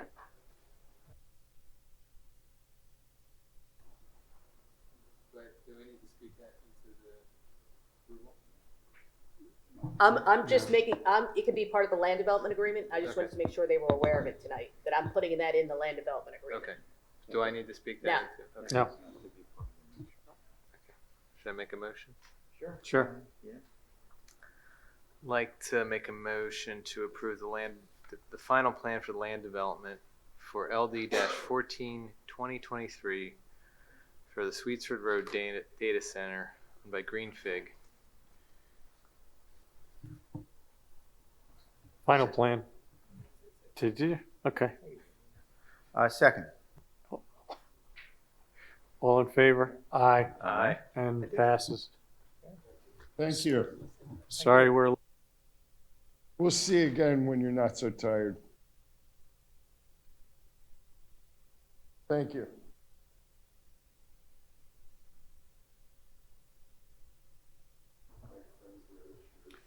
All right, Zach, you want to? Sure. Overview on the sewage facilities plan? Yeah, so this is an approval resolution that would amend the township's sewage facilities plan. The state regulates that we, have a plan that shows that we can manage and our system can accommodate all sewer flows in the township essentially. So when we make a large change to it in the infrastructure standpoint, there's a planning module that's done. A lot of times they come through for an exemption because we're already a built out public sewer system. So in this case, we're amending our plan to account for the improvements that other people are doing to accommodate their project. Roundabout way of saying we'll have to pass a resolution, and really what it's saying is that as part of the Great Valley Corporate Center redevelopment that was approved a few months ago, they're making upgrades both to one of our pump stations and to the downstream gravity sewer. So again, it's a state planning document essentially that we have to update to accommodate that. Is it like a resolution to pat ourselves on the back? No, it's a resolution to say that we're doing what we're supposed to do. Okay. Even better. All right, Rich, you want to make a motion? Yep, that's fine.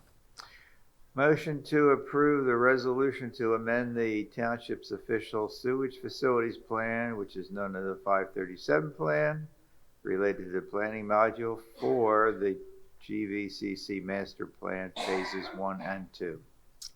Do I hear a second? I will second that. All in favor? Aye. Aye, and passes.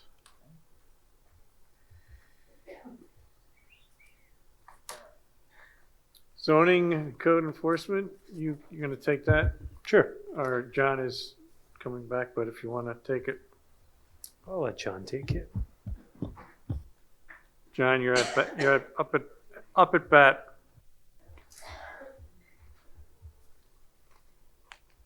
All right, for the month of August, we have 3 hearings coming up.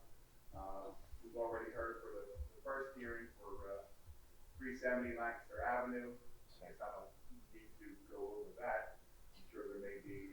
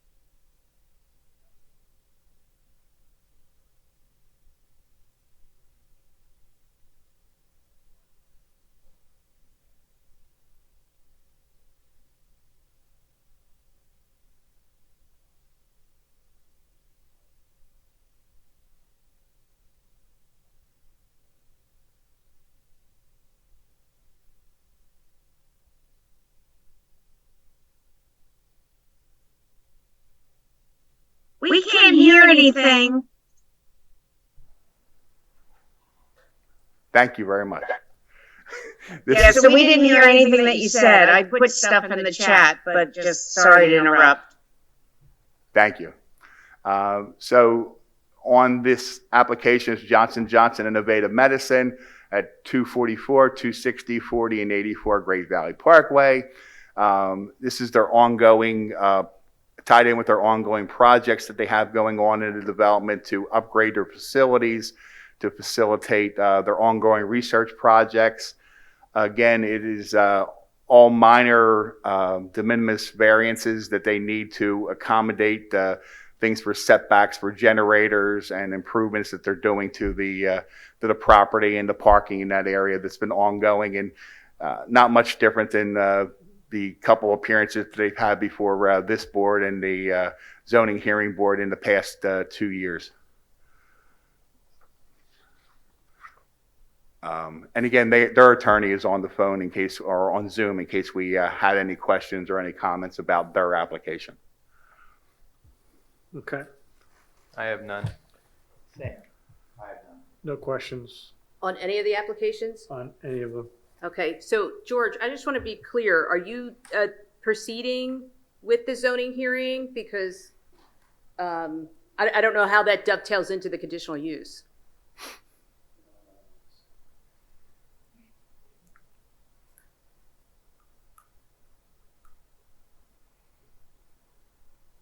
I'm not sure, but I'm thinking maybe we would delay that. But I'll have to decide unless you have feedback to give me. But I was thinking it might be prudent to wrap up the hearing here and then. Okay.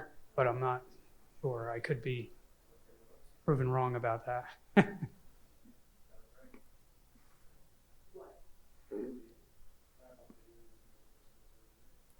Okay, but he has to make that choice. My only concern is if you have any issues with the dimensional requirements that he's asking for relief from, you have to appear at that hearing on, I believe it's It would be, what was the date on that, 26th. John? 26th, yes. Yeah, that's my only concern. I mean, our typical decision is whether to send solicitor to oppose. Correct. I would not do that for Mhm. this. I don't know what the others think.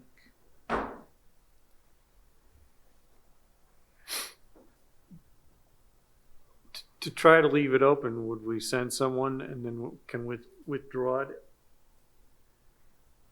at a point in the future, depending how things work out? I mean, the other option is anyone can go to the zoning hearing if it occurs, or the solicitor, but if anyone has individual questions or wants to observe, they can go too. Yeah, the only way I can attend is if you authorize me. That's the only thing that is my concern is I wanted you to understand that if they go forward and we're not there, that you've made that choice tonight. Yeah. I guess what I'm saying is when we authorize you and then if at some point in the future we can withdraw that. Correct? You can, but I'll be there opposing George at that time, which is a little hard to then withdraw.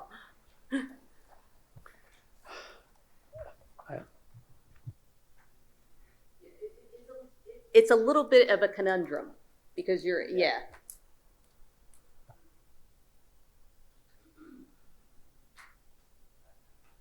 I was hoping George was going to continue it, to be quite honest. I mean, to be candid, if you were going to come and oppose, I would continue it, but I was hoping you weren't going to oppose it also, but I'd be prepared to continue it and hope things look better at the end of the conditional use hearing. I'd rather not have you come and oppose, quite frankly.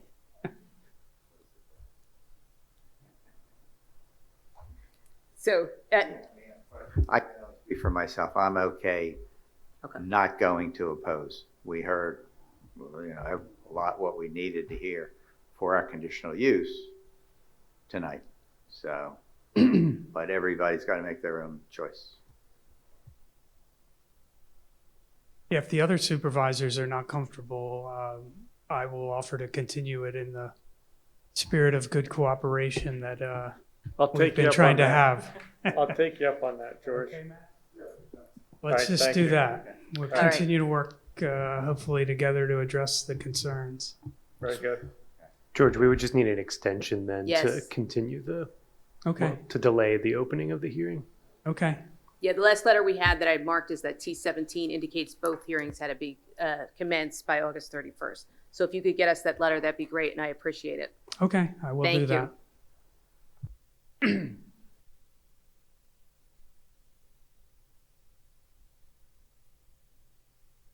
Apologize, I didn't mean to interrupt. I think you were, yeah. All right, Jan, you want to finish up with the On enforcement update? Yeah, Mr. Chairman, on updates, we've been getting a few, again, like I think I mentioned last month, uptick on regular summertime complaints. Weeds and high grass have been a recent topic for inquiries by the residents in the township, letting the residents know that enforcement cannot commence on vegetation until it exceeds 8 inches in height. Also, we've had several inquiries on the installation of residential recreation facilities, basketball courts, and the like. The code requires the sports courts and playing surfaces maintain a 25-foot setback from neighboring property lines on residential properties, and they do require at a minimum a zoning application to install those types of courts. Residents need a permit to put a basketball? Like in a their- permanent court, like a tennis court, basketball Oh. court, so you don't have a basketball like up against somebody else's house, I think is what the idea is. Probably a good idea to not put against somebody else's house. Yeah. I understand. All right. That's it, Mr. Chairman. Okay, thanks.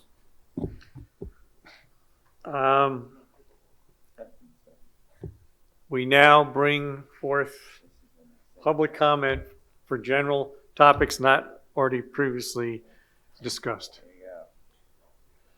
Thank you for your patience. All right, Yeah, thank you thank you. guys. I know it's late and I'll try to make it fast. Yeah. Take your time. I'm here specifically, I'm sorry, LJ Gillespie. I'm here representing 8 out of the 10 residences on Gulfview Lane off of Plainbrook. We are here tonight because we have run out of other options. We have no other way of being heard. We have made several attempts and it's all been futile. We've been dealing with several issues for ongoing over a year now. And it's come to a point where we've come to a boiling point. We have to have something addressed. The long and short of it, and again, we won't get into details. If you hear me, I'm going to try to speak on behalf of most everyone here, as well as the ones that aren't here. They have also listed me some of their complaints. I won't get into the details and all that. I'd like to just get a general overview of our concerns. I don't expect answers tonight, but I like to just hoping to be heard and then know that something can be done about this. We have had maybe about a year or two ago 2 houses sold on our street that were occupied now by I think they're family members. I'm pretty sure they're family members. And since then, we've had non-stop issues up and down our street. They have completely overcrowded both houses, over-occupied. There are cars up and down our street. We cannot drive in and out. We get blocked in. We get our lawns driven over. We have just parking alone is an issue. Emergency. We have health issues in some of our residents, particularly my father. I can't get him in and out to appointments. It takes us 20 minutes just to get up our own residence.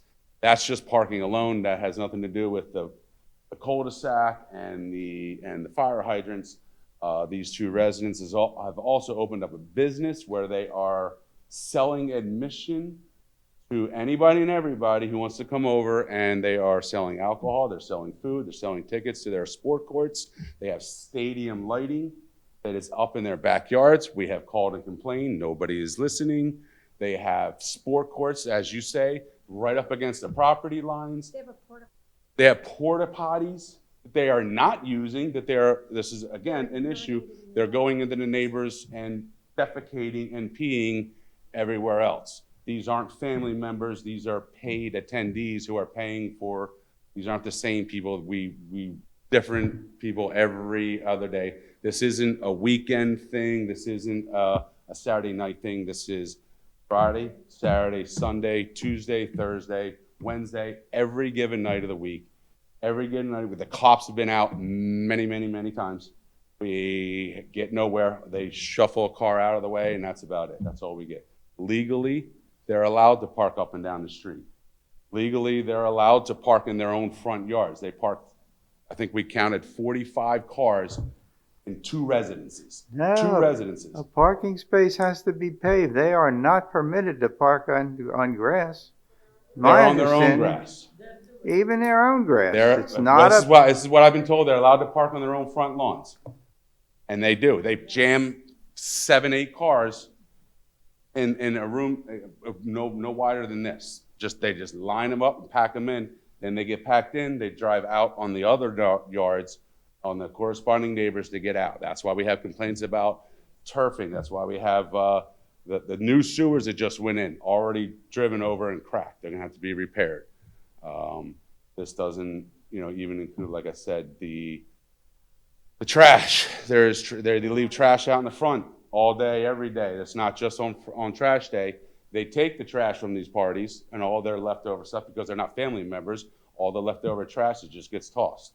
So clothes and chairs, and just as you would see after a festival, every day in the front of their house, there's about 8, 9 cans of open containers that get turned over. Trash goes down the street. And these are things we've been complaining about. It is unsightly. This isn't that kind of neighborhood. We're not uppity, but it is absolutely unsightly what we've been dealing with, not to mention the defecation, the urination, the porta pots, the fencing, the lights. I mean, all of this. I can't tell you how many times we've had cops out there. Music. I don't even got into music, 3 o'clock in the morning. I know it's a lot, but for my information, who have you talking to in the township? Each residence, this is the first time we've kind of come together. I can't speak for everyone. All I know is I'm sort of jumping in this because I've had it up there. I don't live there. My parents live there. I've grown up there, and most of the people lived here, for years and years and years. So I can't speak specifically who has gone what, but I know emails have been sent. I know phone calls have been made. I know the cops have been called countless times. We're all on first name basis with all the cops, but yet nothing can be done. Is this Lewis's property? Yes. And his brother, some. It's gotten disrespectfully out of hand. Not just, we don't really appreciate this. Yeah. It has gotten horrible. Listen, and on top of that, our property values are going down. Yeah. I just, even that alone, the property values are, I couldn't think to sell our house right now with what's going on right next door. I'm glad It's you came ridiculous. forward. I've heard there's been issues, and I never thought that it was to this level. I think Which we is need why to- we're here. We don't I think, understand why Zach, we you can't and get John any need traction to- on this. We what? We didn't realize it was this level either, but now, as I told Mr. Gillespie out in the hall, the chief and I had a discussion after some issues that arose this past weekend, and we've seen it's gotten a lot worse than we thought it was. Okay. Yes. Well, can we put you guys together, Zach and you and the chief, and put together a plan ASAP? I mean, this sounds as though it's something that is out of hand, way out of hand. Every day. Sure. These aren't idle complaints, I guess is my Right, point. right. I'm not that guy. I wouldn't be here. We wouldn't be here if we weren't. This wasn't a last resort. I hear you. I hear you. I'm sorry.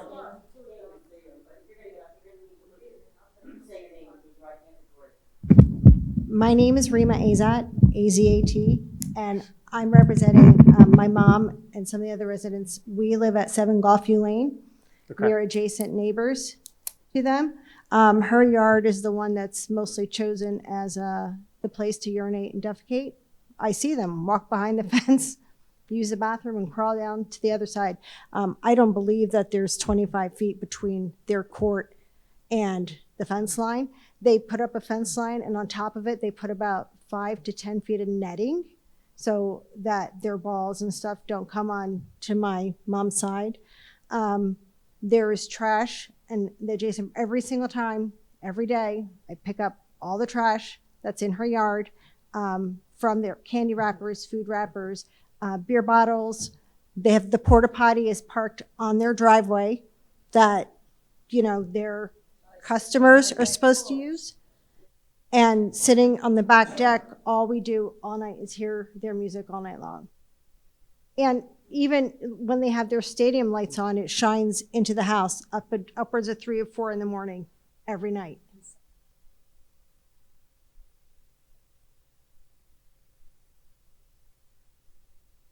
So, John, I know we've talked about it, and you have tried to reach out, but I think we need another avenue that needs to get upgraded to try to rectify. As I told Mr. Gillespie, I actually have a meeting tomorrow. Mr. Luis actually called me. Did he? After he may have gotten in touch, being contacted by other people here at the township. We have a meeting tomorrow afternoon at 2:00 on location. Okay. Would you just give a summary to the board how that comes out? I will, Mr. Chairman. And one of the things we had a short discussion on the phone today, and I told him basically that whatever he's doing there after the information that Chief supplied me today, I said is basically cease and desist. So. Okay. Yeah. Do you have enough ordinance weight behind you at this point in time? Oh, do you think? there's several violations, and I'll get Mr. Gillespie's contact information and most of the people here before they leave, and we'll keep them in the loop of what we're doing. Okay.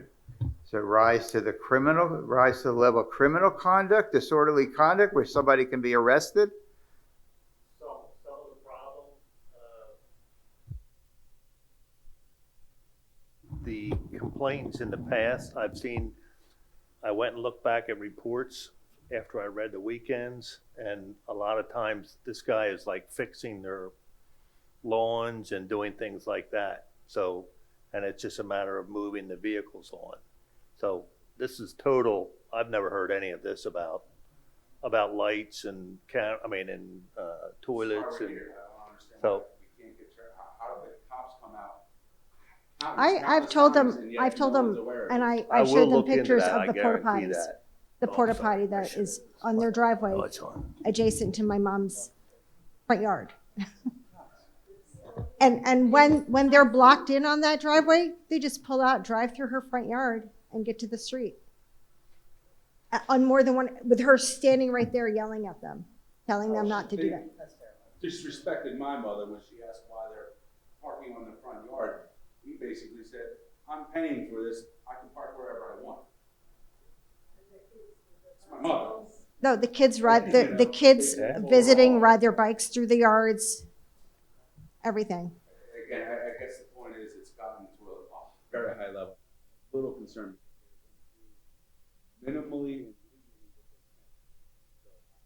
worried that a citation, slap on the wrist, okay, we're gonna have to do what we got to do. They're gonna do what they. They're making so much money. They're making a lot of money back there. They have been ignoring everybody. Who they're making mad because the money is worth it. So if you cite them, they're gonna find another way. We don't want them parking elsewhere. We don't want them to relocate their parking. Do over the lot down at the end of the street, which is a residential, semi-residential. Relocating the parking. But their partying is still going on. I'm not saying we're trying to. But it's supposed to be a house and not a business. We're not trying to get through the parking. We're not all the issues. Or let them stay silent for a month and then we're right back to where we are. Which is usually what happens. We talk to them, they tone it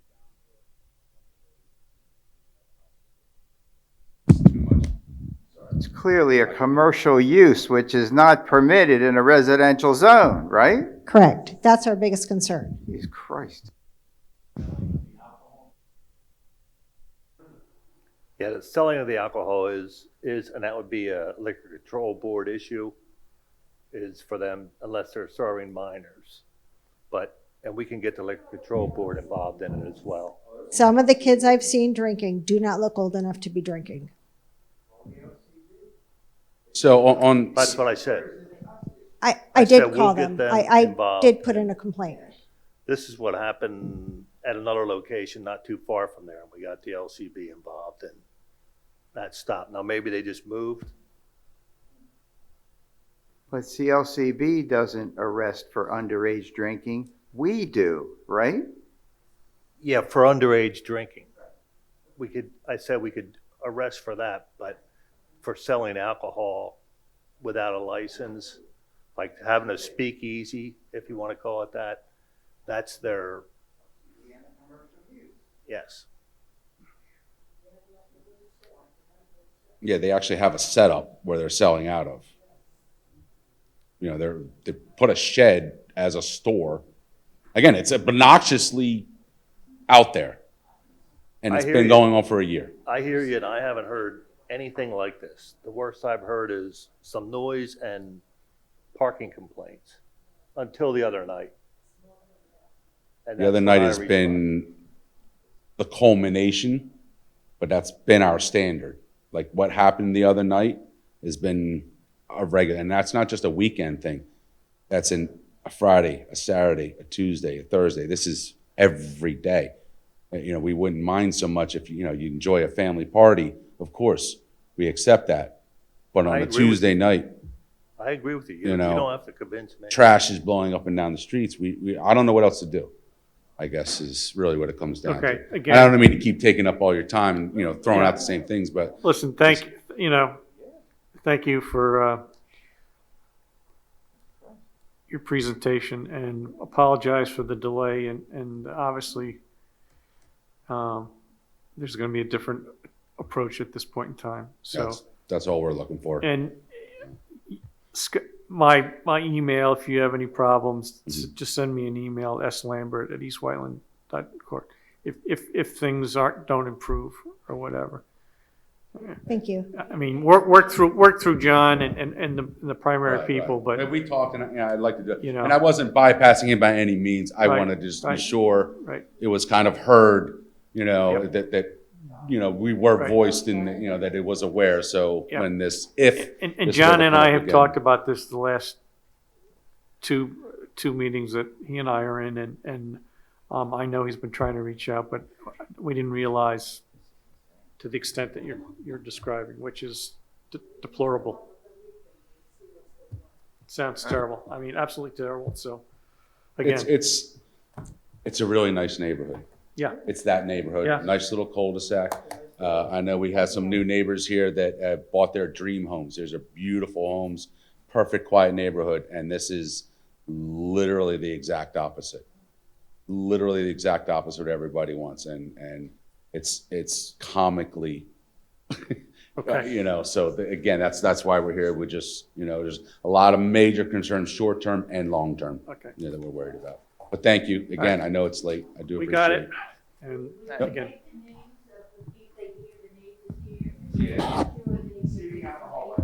yeah. Yeah.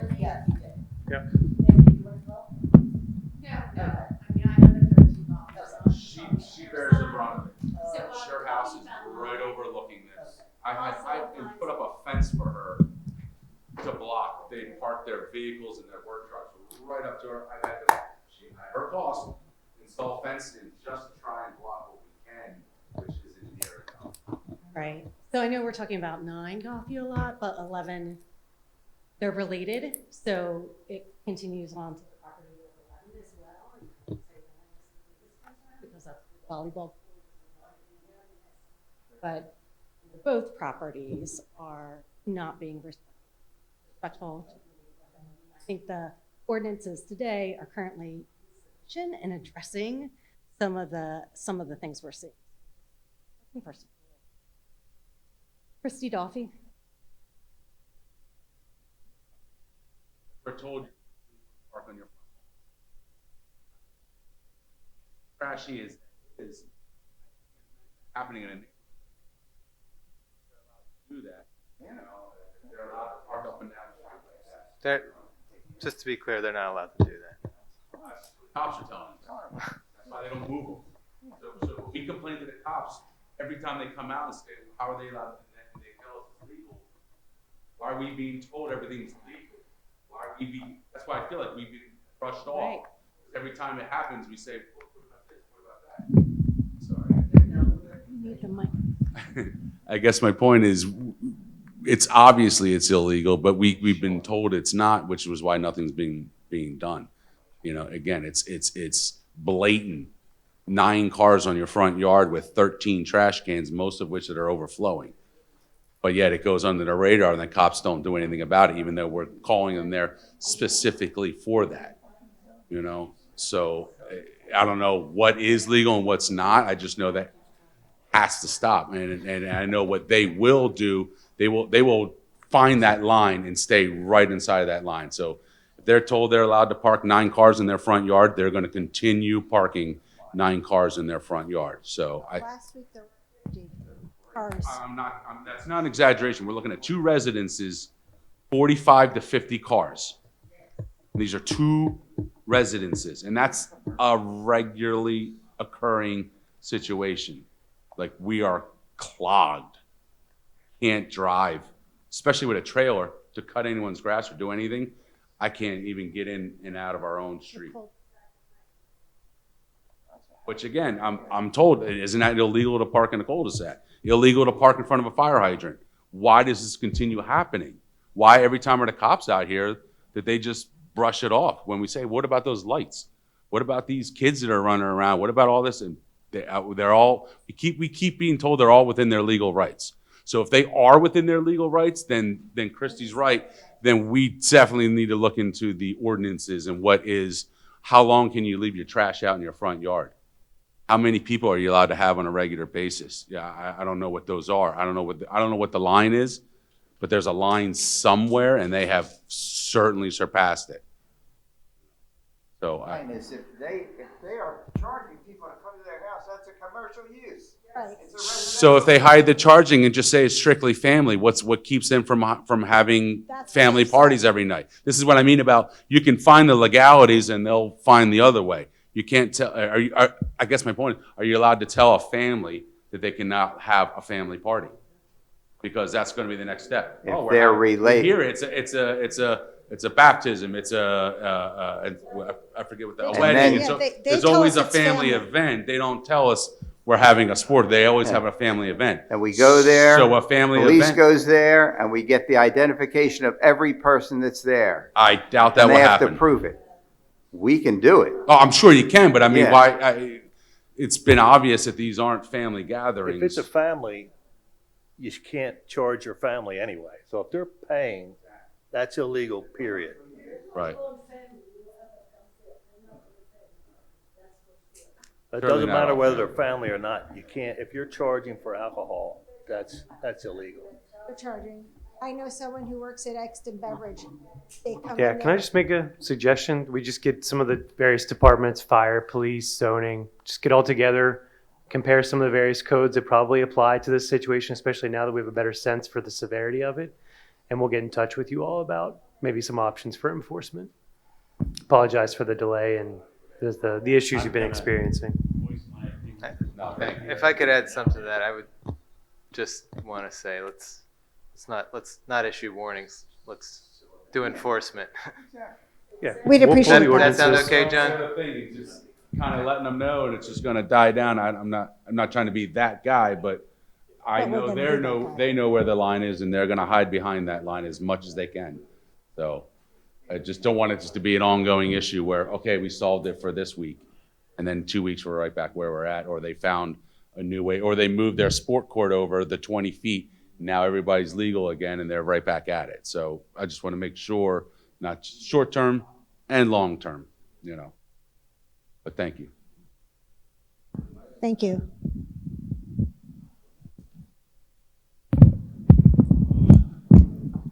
Okay.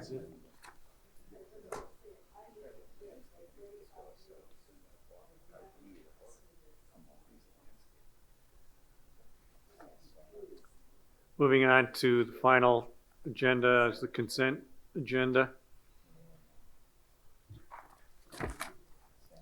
I'll read it. Questions, pause me. And so 9A, approve the meeting minutes from July 10, 2024. 9B, ratify the payments of the bills for June and July in the amount of $1,934,330.15. The treasury report that we received this afternoon on the working copy. D, accept the proposal for Arrow for storm water management ordinance amendments not to exceed $6,000. Approve the 2025 minimum municipal obligations, or MMO, for Township pension plan in the amount of $1,302,700. Let's try this again. $1,302,713. Combined totals for police, fire, and non-union personnel. And I think that's probably an agenda item that we'll continue to maybe kind of touch base with, which we didn't get to today. So we'll address that in more detail. And also F, authorize signing of the DEP contractual consent of landowner form regarding application of biosolids for parcel 42-3127, subject to an agreement between the township and our developer, FIG. And the final item on the consent is authorized signing of PennDOT authorization form for agent to apply for an HOP, subject to the declaration between township and GS Great Valley property owner, MF LLC, and GS Great Valley property owner, AA, LLC, for storm sewer and drainage at SR 29. I'd like to make a motion to approve the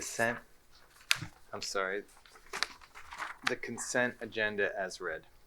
May I get a second? Second. All in favor? Aye. Aye, and passes. And the meeting is adjourned at 10:35.